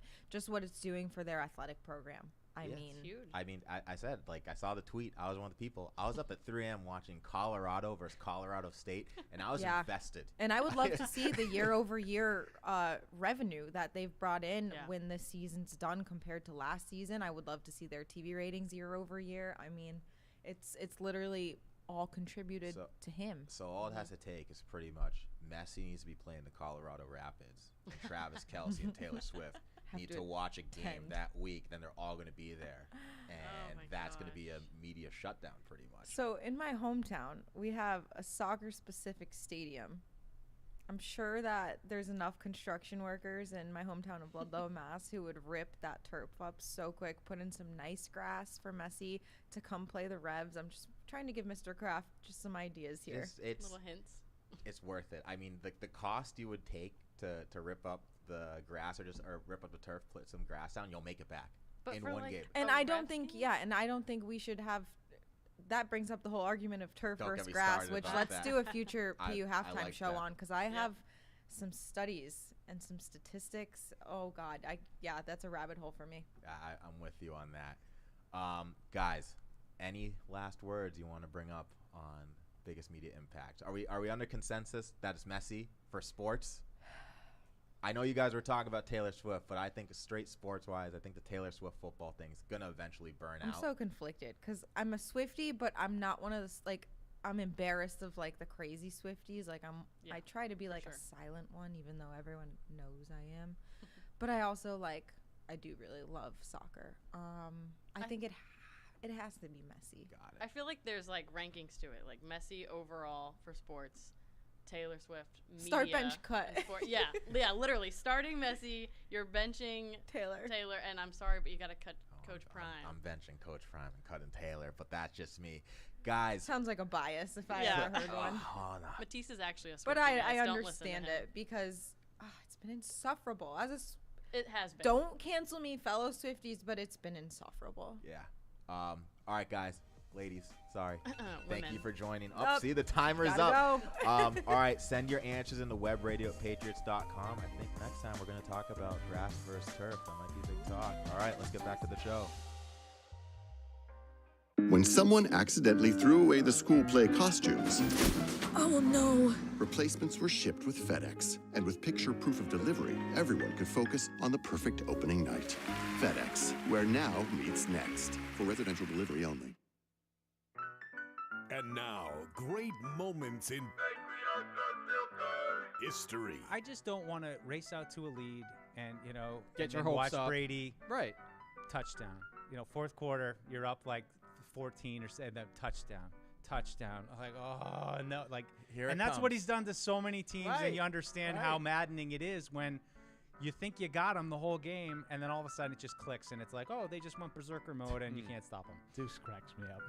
I just don't want to have a lead and have him break my heart. I don't again. I don't hate want to those go through games. another Yeah. 12 The and worst 4 loss. season. The anxiety. You're gonna see me kidnapping him after the game, like bringing him back. Give my left nut for a 12 and 4 season. Fred, What? we are on the radio. That's another great moment from Score big with Bob's unbeatable savings on power reclining furniture, perfect for game day viewing, with features like hidden drop-down tables for snacks and bevs and convenient USB ports. Paul will never have to get up and miss a play, but only when you shop at Bob's, the official furniture store of the New England Patriots. So at halftime, Look at you getting all professional with the What? ad libs in the middle of the read. sure, we Very gave, well we done. gave away another game day poster. Okay, so it's time for Mike and Paul to guess that. Do you know the answers already? No, I haven't even seen them actually. Okay. Okay, so they did some trivia. We had 3 winners. First question was, what was Tom Brady's first Madden rating? This was Madden 01. 69. Don't care. It was 57. Ooh. And the winner was Bart in Poland. Bart, good So job. you're going to have to somehow get that poster to Poland. I don't know if you can handle that. You know, you Poland. might have to, like, deliver it yourself. We're all counting on Gonna you. find a C-130 there. Can we drop it on the way to Germany? I was just gonna say that. Yeah. Can you meet us in Germany? How many international games, speaking of Germany, have the Patriots played? Ooh, that's a good question. Let's say 4. Wrong. I'm going to say 5. 3. 3. Megan in Kansas got that. That now. So we're not counting like We're not- Canada? Oh, Mexico? We're not counting preseason either. Okay. Yeah. So it's just the, what, 2, 2 in London and 1 in one Mexico City? That's right. I was counting 1 in Canada. What was Canada? I believe they played in Canada in the preseason. Ah. It's a They French also point. played in Japan in the preseason. Really? Oh, the Patriots did? Yeah, didn't they? I didn't know Japan? Huh. I thought they did. I mean, you'd be the one Like to know. a long time ago. that. Terrell Davis, I think, had a preseason game when he was a rookie. Maybe I'm thinking Japan. of I don't in know. Japan. Anyway, third one was Patriots chairman and CEO Robert Kraft's first game as owner of the team was a preseason game in Foxborough against the Saints. What year was that game played? 1994. That's correct. Josh in Dallas got that Good one. job, Josh. That's right. Were you there? Were you at that one? No. Got the tickets 95 first Yeah. year? For me? Yeah. 99. Oh, not till 99. That was my first year. I mean, season tickets, though, when you were a fawn. Oh, as a fawn. Yes. Yeah, as a fawn. I didn't go to preseason. Jeff in Brooklyn writes in, are you guys being serious about all these T-shirts, or is it a joke? What kind of 1-3 directionless team is busy praying to the silk screener? This is an upsetting sign, but fits with the effort on the field and general search for leadership. Oof. You know what? They're real. That's a And they're really not harsh email, spectacular. but I don't think he's wrong. Like, what are we thinking about right now? Are we thinking about trying to fix this? Or are we thinking about the next pithy slogan we can come up with? Right. Yeah. Hey, and I'm a T-shirt guy. You know that. But, I mean, no one was coming. I mean, that's almost more apropos this week that no one is coming. It's up to us. But, yeah, there's cover a few different kicks, T-shirts I mean, going around. Tough Be even teams. better if they were good at it. Can I do a little tease real quick, Fred? Sure. Because I just spoke with Dion Branch for about 20 minutes for the 0304 project. How was Anthony? He's the best. I mean, that guy is Nice just guy. the nicest guy. Had some great stories about winning the Super Bowl MVP. Little nugget, little teaser that he shared with me. I guess his dad and his uncle are huge Steeler fans, and so before that AFC championship game in 04, he said they were like razzing him, being like, well, we want you to play well, but you can't win, you know. And so he said it started the night before, and then of course we know they both started. I mean, I brought up the famous line from Charlie Weiss, like, you know, Dion, it's gonna be you one-on-one with the safety, and I don't want to start the game with a touchdown. You know, he had a rushing touchdown, receiving touchdown, but he said that was, you know, part of his motivation to go out and have that big game was, you know, prove his dad and his uncle wrong. And so it was cool. Monster game. Great stuff. Great stuff about him winning the MVP, and you know how surreal it was when they came and tapped him. And he told me Rodney Harrison said, you know, he said he was going to get the MVP, but he got that second interception too late at the end, and so you know Rodney was saying I should have been the MVP, and Dion was like, you got to get that second interception sooner. So Didn't he break his arm in that game, Rodney? the 03 one he did. Oh, In 03. 04 he got the interception at the end, and then him and Vrabel, Okay. they're like running through the Right. field. So, yep, thank you to Dion Branch, and no, that will be putting that project together. So stay tuned for Nice. next couple months. Michael in Texas writes in, I've been genuinely thrown off with Evan's voice this week, and I think I figured it out. The only answer I'll accept is the change in his voice was caused by a chemical reaction following a young man's loss of the last remaining facet of joy he held dear from the Brady era. This last Sunday single-handedly crushed those childhood memories. But listen, Evan, while it hurts like no other hurt you've felt before, you are now that much stronger and will truly appreciate the team's successes moving forward that much more. Godspeed, brother Evan, and welcome to the pain. Oh. Now, Evan does take these things hard. He's like, it's like he's on the team sometimes. Well, I guess he's the offensive coordinator, but yep, he's all right. It's been a long time for any sport, really, that I've cared. No, taking it like that. Oh yeah, holy cross! I'm in my college now. I invest. That's my. Yeah, I mean, like Northeastern for you. I was gonna say for me, like my school doesn't have a football team anymore. Like I don't know. They still got a women's volleyball team though, Paul. You like all the sports. Are they good in that? I'm still confused, Paul. What is your team? Well, I went to BU. I know. And they don't even have a football team anymore. Right. Oh, so Neither like does Northeastern Northeastern. But Northeastern doesn't either. No. Right. So that's why I'm confused. They both They got both rid of don't them have after football. Right. They have football when you were there at BU. Yeah. What was that Oh, guy? yeah. What was that guy's name? That was after Robert you, though, right? Doherty. Yeah, Doherty. I remember him. He was a little after me. Yeah. Yeah. They weren't very good in football. when I there. went to a couple games when he was the quarterback. Doherty. Yeah, because they were good. Yeah. That's what you do. You Right. jump on people's Right. bandwagon. What was good though? Were they like? They went to I think the second round of the playoffs. Like FCS. And the or D, playoffs were whatever. smaller then too. Mhm. There's more teams make the playoffs now. I remember the buzz though. Early '90s. Yeah.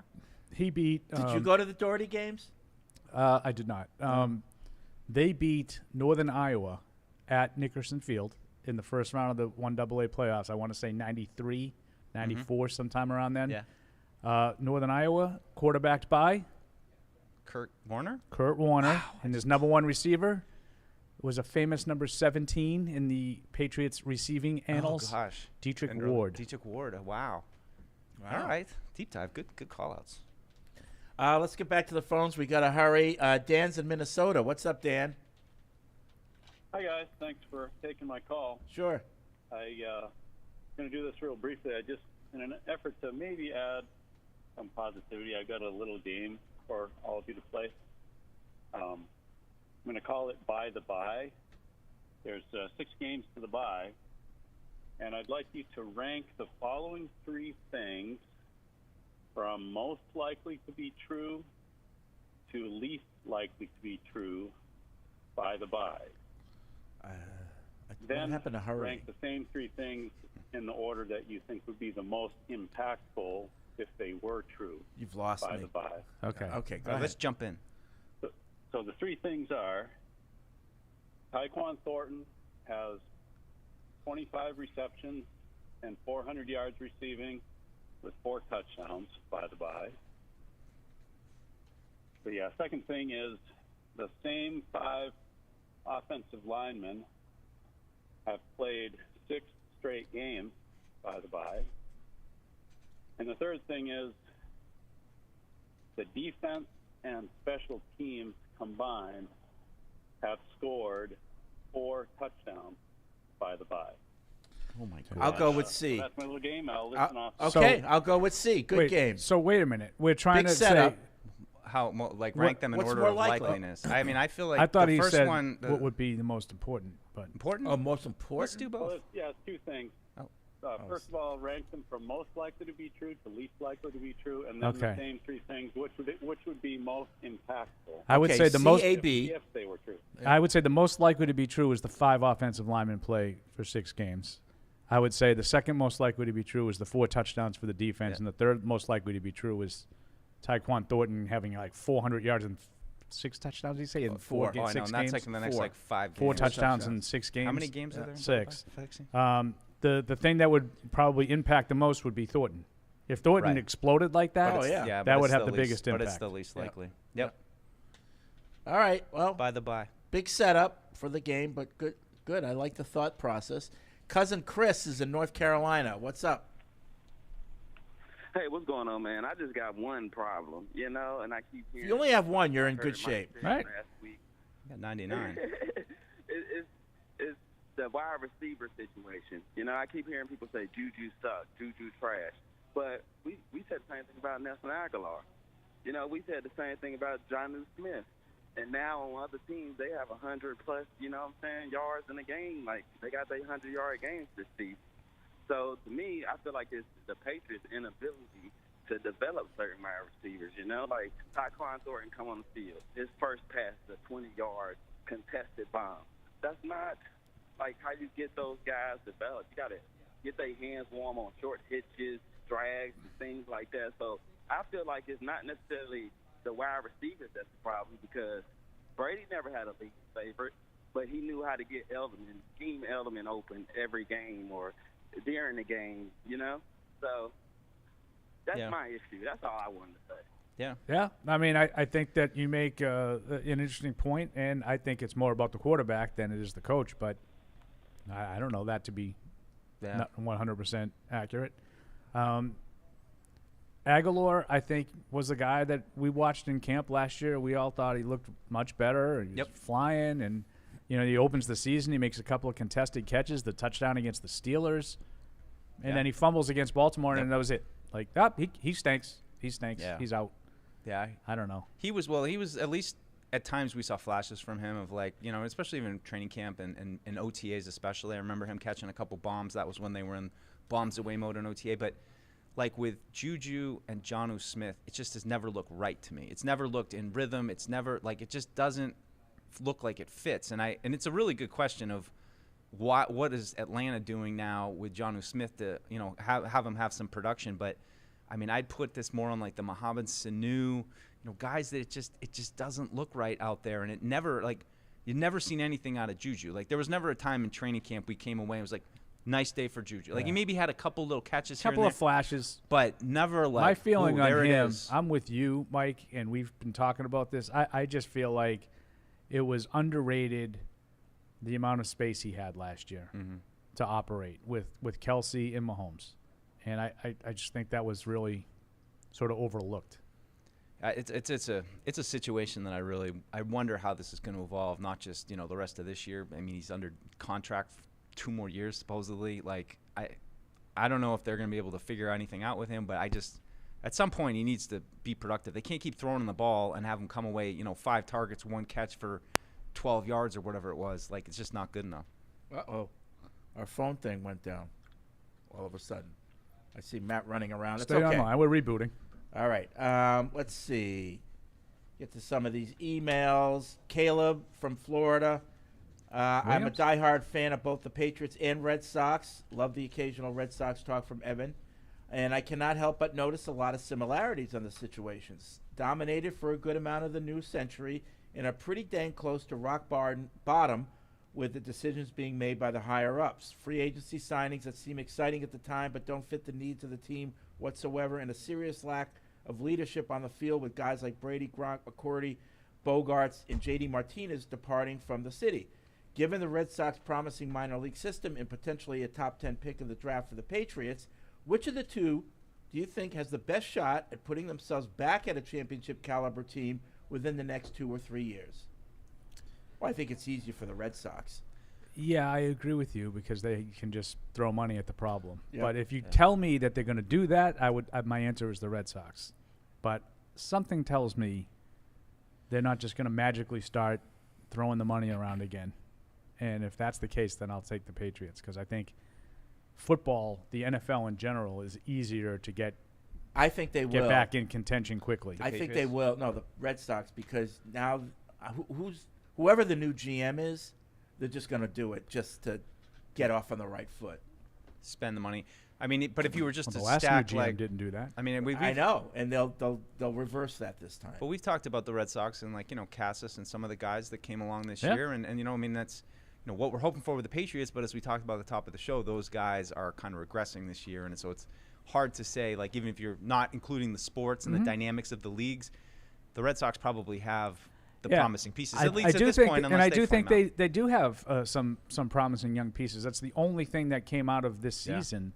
But it's not going to matter if you don't spend a boatload of money on investing in a pitching staff because they have no pitching. All right. They have Brian Bayo. That's Guess it. what? Evan has returned from practice. Evan has returned from practice. Yeah, Evan has returned.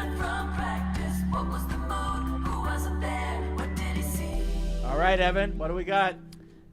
He's back. Taekwon. No. Oh.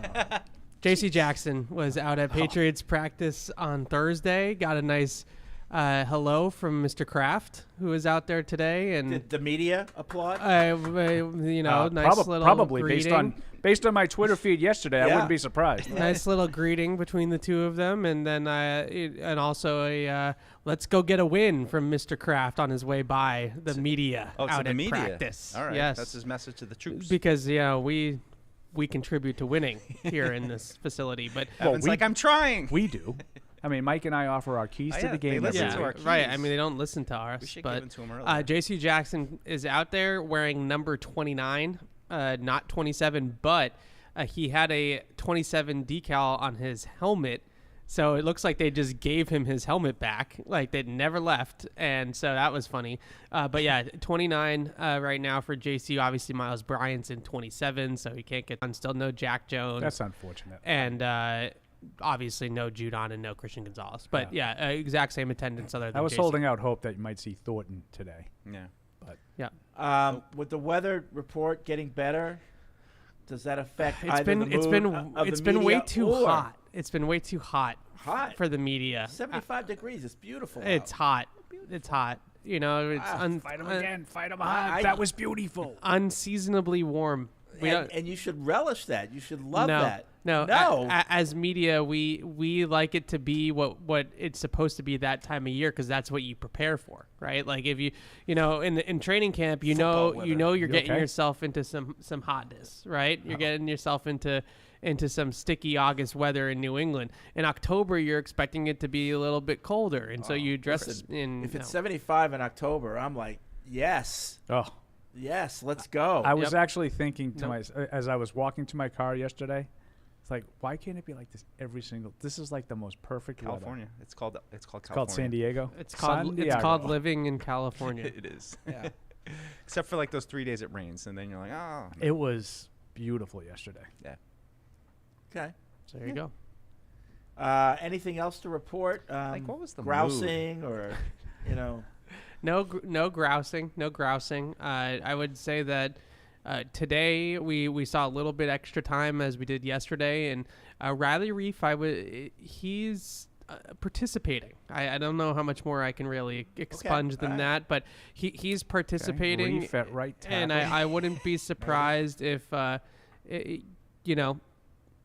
if he's ready, that they give him a look. And I've been thinking about this too. Like, it wouldn't be that surprising to any of us, I don't think, if they just went back to the offensive line that on paper they were supposed to come into the season with, right? Which would be Reef at right tackle. Not Connor McDermott?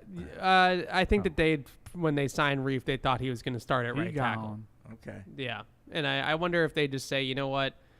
Let's stop with all the musical chairs, and this is what we coming into the spring when everybody was healthy for the most part. This is what we thought we were going to have, and let's try to hit the reset button here. Okay, all right. That's what I got. Shells, I assume. Yeah, no pads. Pads yesterday, no pads today, and I'm sure no pads tomorrow. Big third down day today. Big third down day today. Third down, situational. How do stuff. Mac's feet look? Third. Is he like walking weird? Is he like? Does he have bunions? I can't walk right. Okay, no response. All right. Yeah, well, no listen. response to that. That's great. So we're all up to date. We'll get the participation report later, but I assume we kind of know what it'll be. So now it's that time of the show.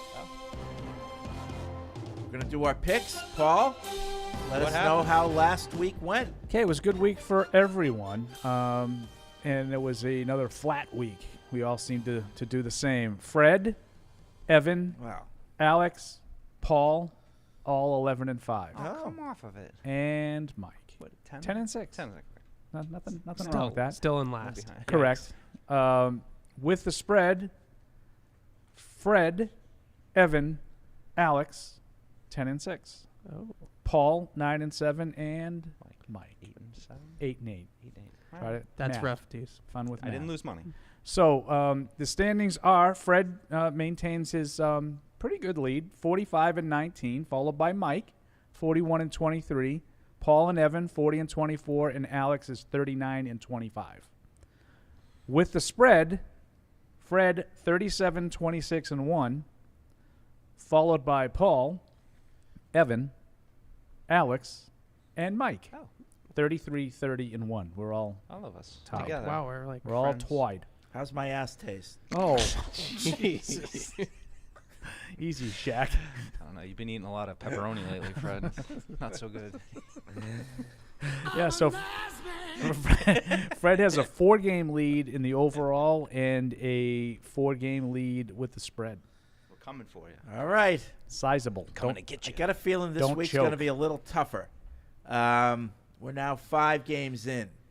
So let's see what we can do here. Tonight on Prime Video, 8:15, the 0-4 Bears are at the 2-2 Commanders. The Commanders by 6. 6. Do you have Alex's picks that you can relay as I don't. well? I don't actually. So she has not sent them to me. So we'll just. let me check. I should probably check in. that. Just pour to me. We'll check in with her. That's pour to me. Yeah, I think Matt. I'm seeing Matt Eberflus maybe coaching for his job tonight. They've lost however many straight. So I'm going to go with Washington at home, and I'm going to lay the points. I am going to go Commanders as well, and I'd like them to win big in this game. I think they're a much better team. Yeah, I thought about taking the points, but I wonder that was a bad collapse Sunday. I think that one leaves a mark. I'm going to take Washington both ways. Yeah, I mean, this is where my feel for the league comes in. You want to take the Commanders, but you want to take those points. Okay. Take the points. Okay, now we move to Sunday, 9:30 in the morning Eastern Time. The 2-2 Jaguars are at the the Bills are the home team here. Yeah, but it's in London. I know it's in London. The Bills are 3-1 and hosting the Jaguars in London. Mike, good news for the listeners. They get Red Zone Paul pregame and postgame this week. Special treat. That's fun. Buffalo by 5.5. 5.5. Yeah, I think Buffalo's rolling right now. I'm going to take Buffalo across the pond, and I will lay the points. Hello, Claire. Hello. Hello over Going there. to the game. I'm going to take the Bills, but I am going to take the Jaguars to cover. The Jags have been out there for the whole time, right? They were there last week, and I think the Bills, they're traveling. The Jaguars aren't. I like the Jaguars to keep this game close. Been eating. On the other hand, as Fred would say, Evan is right. Yeah. Thank you. I also think Buffalo, huge win. What do you like to say? They're smelling themselves? Is that how you put it, Freddie? Yeah. Yeah, big win over Miami. Oh, yeah. Go to London. I'm going to pick them to win the game, but I think it'll be close. I agree. I'll take the Jaguars to cover this game, but not quite get there. So Lawrence had a better week last week. Yeah. So hopefully he can get it going. 1 o'clock, the 2-2 Texans are at the 2-2 Falcons. The Falcons by 2. Boy, they screwed me last week. This is a tough one. Who screwed you? Falcons. The Falcons. Yeah, I don't know. I think I'm going to go with C.J. Stroud on the road here for a win. I don't feel great about it, but I think these two teams are pretty even. I'd probably give the talent edge to Atlanta, but I think Houston may be playing a little bit better. I'm going to take them. This is a tough one. It is. I'm going to take the Texans too, though. I like how they're playing. I like how D'Amico Ryans has that team playing, and I still just don't. I can't with Desmond Ridder. I don't think I can pick Ridder for the time being. Can't even. Yeah, I've been impressed with Houston. I think they've been very competitive in all 4 of their games, and they seem like they're getting better. But I think now, all of a sudden, they're on everybody's radar. Oh, look at Houston. Look at C.J. Stroud. I think he throws 3 picks this week, and I'm going to take Atlanta. Just a hunch.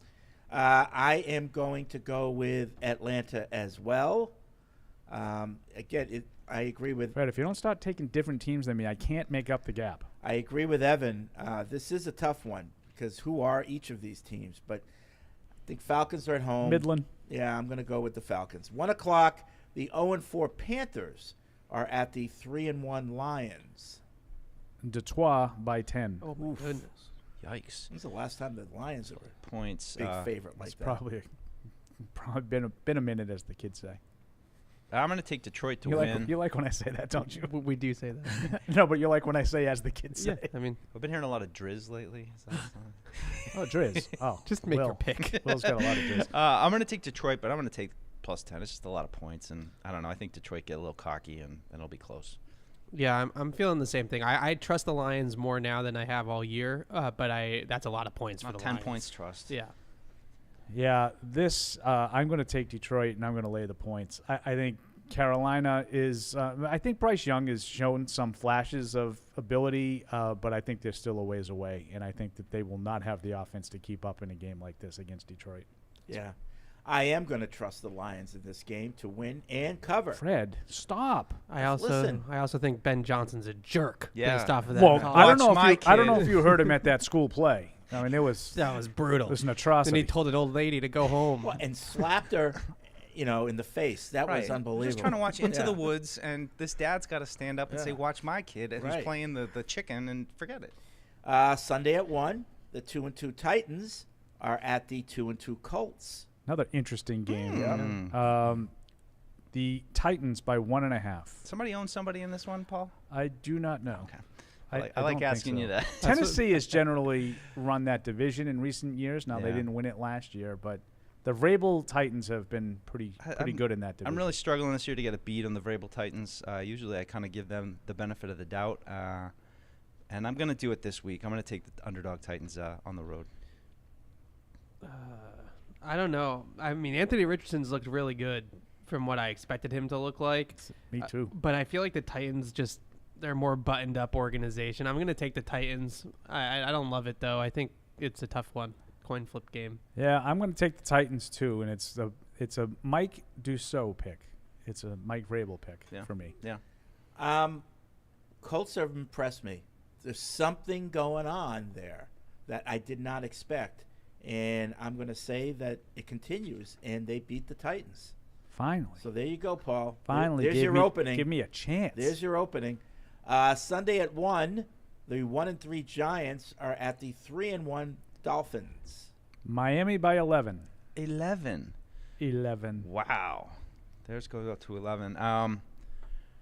Yeah, some good shots of Brian Dable chucking the iPad there, Daniel Jones. It wasn't at Daniel Jones. But didn't you it think was there was disgust? That's exactly the word I was going to. Didn't you think there was a level of disgust there with that little toss? Did you? Did. Did you not think that? Yeah, I did. And I don't think that's a good sign. So I'm going to take Miami, and I'm somehow going to lay all 11 of those points, even though I think that's a little crazy, but maybe not that crazy. I'm going to take Miami to win this game, but I'm going to take the Giants to cover. I think the Giants at some point have to show a little fight. Like, they have to show a little punch back and a little bit of fight, and I think the Dolphins got solved a little bit last week by the Bills, so I'm going to take Miami, but that's a lot of points. Yeah. Miami definitely is my pick. I'll take the Giants to cover, too, just because I don't think the Giants are that bad, even though they've played that badly for the first 4 games. I'll take the 11. Yeah, I'm going to go with the Dolphins to cover, even though it pains me to do so. I do think the Giants What's are your problem with Miami? They're in trouble. Well, I hate the Dolphins. They're in first place. Can't have that. They're not, but and they're okay. smelling themselves. Okay. They smell pretty good. In second place. 1 o'clock, the 3-1 Ravens are at the 2-2 Steelers. The Ravens by 4. 4. Road dogs. So they're by 7. Road favorites. Road favorites. Yeah. They're actually favored by 7. Don't confuse me, Fred. I'm going to take the Ravens on the road, and I will lay the points.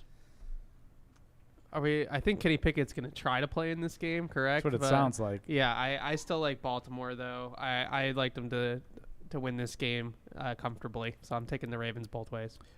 I am going to take Baltimore to win. I will take the points because these games are almost always decided by a field goal. It's true. That's a good point.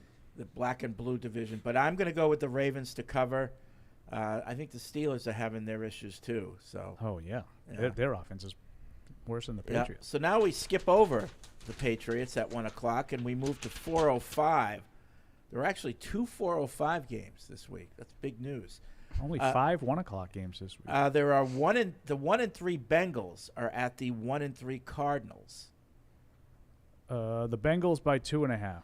2.5. And I saw Joe Burrow is off the injury report, but we know Arizona has been spunky. Frisky, that's probably the word I was looking for, frisky. This is a tough call for me. Man, I think I'm going to go. All right, I'm going to just err on the side of Joe Burrow and take the Bengals. I'm taking the Cardinals. Yeah. At home, long trip for the Bengals. That team just looks broken, and I like the Cardinals. I think that they're frisky in these types of games.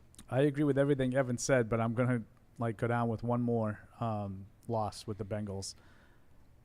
I wonder if Joe Burrow is sort of trying to do a noble thing. Like, he can't be healthy, but he just got the contract. He feels like he has to play, and now he's not only going to play, he's going to tell everybody, I'm not playing like crap because of my calf. This is on me. You know what I mean? Mm-hmm. But I don't think he's right. He's not moving at all. But I'll take one more loss backing the Bengals before I rethink my strategy. I'm with you. I think the friskiness of the Cardinals have come to an end. However, unofficially, I think the Bengals are going to win. But officially, I'm going with the Cardinals because I can't pick the Bengals. 4:05. The 4-0 Eagles are at the 2-2 Rams. This could be a good game. Eagles by 4.5. Whew. Wow. Puka Nakua, huh? Puka who? What did he get drafted or was he undrafted? Drafted. Fifth round. Fifth round. Okay. Out of Utah. Yeah. No, BYU. Oh. Close enough. Okay. Yeah. True. But I will also say, did you see that stat on him for Nakua? He already has the most catches and yards in the first 5 games of a career. He's only played 4. It's insane. I'd like to know what the heck's going Like, on. so if he gets blanked, Sean McVay. if he gets blanked on Sunday, he still has the record for the most receptions and yards over the first 5 games of his career. Did anyone see this one coming with this guy? No, I mean, He was a really good route runner, and he had a great week down at the Senior Bowl. But I give a lot of credit to Sean McVay. I think they just know how to get these guys open. Like, I think he's playing basically the same role as Cooper Kupp, and so he's producing like Cooper Kupp. Well, now they're saying that when Kupp comes back, he can run some of those overs that Stafford loves, and they'll have this guy. He could open even more up. No, well, I think Kupp is back at practice. I don't know if he's going to play, but he's back at practice. Well, I'm going to take Philly, though, on the road. I know they haven't played great, and they haven't really blown anybody out yet, but I'm going to take Philly. I'm going to lay the points. I got a lot of road guys this week. I'm also going to take Philly, but I think it's a field goal game. I like the Rams to cover. Yeah, I'm going to take the upset. I'm going to take the Rams, and I'm kind of going off of Cooper Kupp. I think if he comes back, I think the offense has been pretty good, but now you get Kupp with Jefferson and this kid, and I think they could be pretty dangerous. And I think the Eagles have been kind of suspect on defense. They are. So I'm going to take an upset here. Paul, going to be tough to keep that defensive line off of Stafford, though, I have to admit. I'm with you, Paul. The Rams give the Eagles their first loss of the season. It's got to come some point. So you were mad at me because I stole your upset idea. Yes. Okay. Yes. He was giving me the Laguna. Did you see that? Yeah, he was mad about it. Yeah. Like, you waved me off. Yeah. God bless you, Mike. Rams win. 425. The 1-3 Jets are at the 1-3 Broncos. A real barn burner. Fred, where's this game being played? Oh, Denver. What do you think? Of course. Yeah. It's ridiculous. Where do you think? Denver by 1.5. 1.5. So is Zach Wilson? Is he going to finally make the jump this week in Denver? I don't think so. I got Russell Wilson and the Broncos. That was a very Sports Center tee up there. Is he gonna do it? Nope. I'm also gonna take the Broncos at home. They came back last week, right? They won that game, and I think that maybe they have a little bit of juice coming off of that one, and I can't pick Zach Wilson. Call me a sucker. I'm going to fall for the second half of that game, and I'm going to say they found a little something. I think that maybe he won a few supporters in the locker room by saying, this one's on me, when for a change it really wasn't. Mm-hmm. I think the defense will play better and be inspired, and if that team can't come to play after what Sean Payton said about Nathaniel Hackett, then forget about it. Good point, Paul. That's a good point. I like the Jets in Denver. Well, that's a good one. Almost enough to make me shift my pick, but I'm going to stick with my original gut instinct, and it's Broncos winning this game. 425, the 3-1 Chiefs are at the 1-3 Vikings. KC by 4.5. The Chefs. I know they're not quite firing on all cylinders. Do we have a Taylor Swift report on that? I don't know. Is she going to the game? Minnesota? I don't know. She's not going to Minnesota. Minnesota. I don't think it matters. I'm going to take KC, but I'm going to take those. No, I'm not. I'm going to lay the points. He's not a man of conviction for nothing. I'm just going to say quickly that the NFL needs to back off of the Taylor Swift stuff. Oh, like, heck yeah. it worked for the first couple of times. Like, now, like, can we just let it be? Thank you. Chiefs, though, they win. They win comfortably. But I don't need to see her every 5 minutes in the box, all right? We get it. She's dating Travis Kelce. Thank All right. you. I don't know what kind of feed you're getting. Yeah. I have Kansas City in this game as well. I'm with the boys. Yeah, I'm Kansas City both ways. All right, 8:20 on NBC. Oh, this is a good one. The 3-1 Cowboys are at the 4-0 49ers. Niners by 3.5. 3.5. Wow. It's great. See, this is like, we got a 1 o'clock game. I'll get home. This is a good game to I watch. hope this at doesn't night. turn out to be, like San Francisco just rolls them. Right. Because this is like finally a matchup. It's not a division game. It's two teams that are playing well. Some history there. But I'm going to go with San Francisco. I just think they are too talented, and they will win. I am also going to go with San Francisco, and I like them to cover the spread as well. I don't think, I thought the Cowboys let the Patriots implode on Sunday, and they deserve credit for that, I suppose. But I don't think that I was overly impressed with anything that the Cowboys did in that game. That was more the Patriots. So yeah, I've been very impressed with San Francisco overall. I think teams have tried some different stuff. I thought the Giants blitzed the crap out of Brock Purdy and got him off rhythm early in the game. Didn't matter. He wound up, righting the ship and throwing for 300 yards. I'm going to take the Niners. I just think right now they're the best team in football. Brock Purdy. Crazy. Folks. Fred, deep in thought. There's always an early game that the Cowboys, a big win for the Cowboys that gets everybody that was week 1 going crazy about the Cowboys, and this is the year, and then they fade. I think this is the game? I think this is it. I think the Cowboys win this game, and then everybody goes crazy. I hope you're right. Yeah. But it's a tough one. I just hope it's a good game. Like the playoff game last year. That was a good hard fought game. Stay up on Sunday night. I want to watch. Yeah, I want to get into a game. I haven't been into a game really all year. I want to be into the game. With you. Monday night on ABC, ESPN, ESPN2, ESPN Deportes, and all your ESPN and platforms. Anywhere else that you can get the mouse. The 2-2 Packers are at the 1-3 Raiders. Green Bay by 1. Well, you remember the Raiders are going to be looking ahead.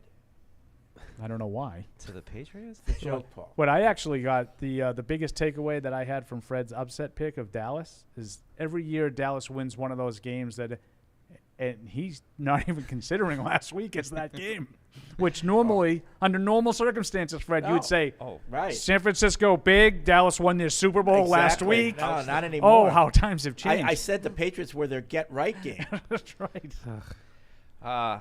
This is a tough game here for me. I guess probably Aiden O'Connell. We think Jimmy G's still in concussion protocol, so I think I'm going to go with Green Bay on the road. And what was it 2.5? You said 1. 1.5. Yeah, I'll take Green just Bay. One. Just one. Just straight 1. No hook. Okay, I'll take with the Packers -1. I'm taking the Packers to win and cover as well. Something stinky in Vegas. Mm-hmm. That team is just not right. Yep. They're not. Besides the Excalibur Hotel. So there's 3. The Excalibur. That is a pretty bad There's hotel. 3 teams that have not scored over 20 points in a game this season. The Patriots and the Saints. So that tells you about that game. And the Raiders are the 3rd team. And they're the only team that has an offensive-minded head coach, mind you. So like that, the fact that team can't score points when your coach is supposed to be this offensive guru is tough. That's tough. I'm taking the Pack. A lot of factoids there. I'm still going to take the Raiders. I think the Packers stink. Wow. You think they stink? I do. Okay. I don't think they've looked very good. I think they're. And the Raiders are good? No, but I'm just going with the home team. I think two bad teams. I generally go with the home team, and I think these are 2 bad teams. I think the Packers are a shoulder injury away from 1 win. They were very lucky to win that Saints game. They were down 17-0 when Derek Carr got hurt. I don't think they lose that game if he didn't get hurt. Yeah, I just think right now the Packers are a little bit more put together than the Raiders. There is something going on with the Raiders. I agree with that. The Raiders look broken. So I'm going to go with the Packers. But I also think Jimmy G, yeah. Didn't they say that he had a chance to play last week? A lot of people in that locker room like Aiden O'Connell. Maybe a little bit better. All right. We go back. Josh not being one of them. It's Sunday at 1. Based on his evisceration of the poor kid. It's the 2-2 Saints at the 1-3 Patriots, and I hear Evan is going to be ringing the bell before the game. Yeah. Oh, that's fun. That's news to me. No, you're not? It's like, who? I'll ring the bell. Okay. It's Patriot.com. Evan Lazar. Boo. That nerd. Patriots by 1. And I did see some of the line. FanDuel has the Saints by 1. What does that mean? What could it mean? But we go by DraftKings. All right, I'm gonna go with the Patriots here. I know it was bad last week. I gotta think that they've got something in the tank. But this is a big game for Mac Jones to get right, for the defense to come out and play well, and not just bend over against a marginal offense. They have some weapons. You can't let them get free, and certainly Patriots have injury issues that they have to overcome. But I have to believe that the Patriots can pull this game out, turn their season around with a nice win. But I don't think they'll score a lot of points. I got Patriots 19-17. I'm in a similar boat. I think the Patriots find a way to win this game. I'm saying 18-15. Well, all Chris field Berman. goals. All field goals. Oh, Chad Ryland, get loose. Get loose, 6 baby. field goals for Chad Ryland. 6 scoring drives. Are you high? What did they force? 5 turnovers? They're all from well, 60. they're all 50-plus field goals, Paul. Chad Ryland with a 68-yard field goal, setting And the it's all-time good. record today. 18-15. A Chad Ryland game winner as time expires gives the Patriots a W. I am on board with the mentality and the outcome for both Mike and Evan. I think the Patriots find a way to squeak this one out. Both teams are really dealing with a ton of injuries. It might come down to who has enough healthy bodies. But turnovers, I think a late turnover maybe by New Orleans is the difference in this game. I'm going to say 13-10, New England. Nengland. Nobody had them breaking 20. I mean, if you're a pro bettor, this is a game that you fade and shelf. So I was thinking that Can exact you same talk thing. that through? Like, what does that mean? He goes, you fade the game, meaning like You don't touch it. and you put it on the shelf. Pause for reaction. You don't even pay it no mind. Do you pay? You, Okay. you shelf it. Is that okay? Yeah. I haven't heard that Leave him one. alone. Oh, the Alex He's on a picks. roll. The No, Alex no, picks are in. Oh, Alex picks are Evan, in. Evan, Yes. you wouldn't have heard of it. No. No, because I just made it up. Before my time. Yeah, no, I just made it up. But it sounds right. We'll do her picks. Well, I'm just going to write them down. I am picking the Patriots, and I'm a sucker. I think they're going to score 24 points. Okay. And they're going to win 24-17. So defense causes 7 turnovers this week. No, I think again, I'm a sucker, but I think Mac plays better this game. Plays within the system. Riley Reef stabilizes the right tackle position, for at least the game. Things look a little bit more settled, and they manage 24 points, Yeah. So I think what scares me most. I'm a little bit more worried about the defense going into this game, actually. Me Believe too. it or not. Yeah. Me too. Yeah. I think what scares me Not most me. about this game is that they don't necessarily play all that bad, but they just kind of have some bad luck. And it's just in one of those games where you really, really, really need a W. And you just can't have one of those games where just kind of something fluky and stupid happens, and that's what decides the game. Like, they have to be able to put the game away, I feel like. Yeah, you want a real win, not a fluke. They won because of something they did. I mean, if it's on their way, I'll take what I can get. I mean, I hear what I you're feel like saying. at some point, one of these two teams has to score some points, right? Like Right. you're not going to go a whole season of never breaking 20 points. That doesn't happen in the NFL. So whichever one of these teams can find a way to have that game is going to win this game. Yep. So Alex likes the Patriots as well. She picks a score of 21-17. Good. Okay. Nice All right. selection, Sounds Alex. reasonable. Okay, well, that's it for this edition of Patriots Unfiltered. Coming up next is Catch 22 with Evan and Alex. So they're really going to dive deep into Mike Gesicki, I hear. Is that no? Yeah, no, and Evan's bell ringing too. He's at the top of my list now. Yeah. Oh, I didn't know about this bell ringing though. Yeah. So dressed accordingly. Not the bell up on the thing. It's just a because little I bell. know you're gonna how walk in. media doesn't like to be thrown a curveball when it comes to the weather. So bring a backpack and be ready for any type of weather up there because it's different. You know how like in Mount Washington they have a different temperature? Well, we have the same thing at the lighthouse. It's a different weather forecast for the lighthouse. Okay. Thank All you. right? Thank you for the heads All up. right. Stay tuned for one of Catch your better 22. Pre-game social, what time? 10:30? 10:45. 10:45. Game, post-game show. We'll see you next Tuesday. Thank you for downloading this podcast. Subscribe on Apple, Google Play, and everywhere else you listen. Like the show? Please rate and review us. Listener comments and ratings help keep us high in the podcast rankings so new listeners can find us. Be sure to check patriots.com for more news and more podcasts.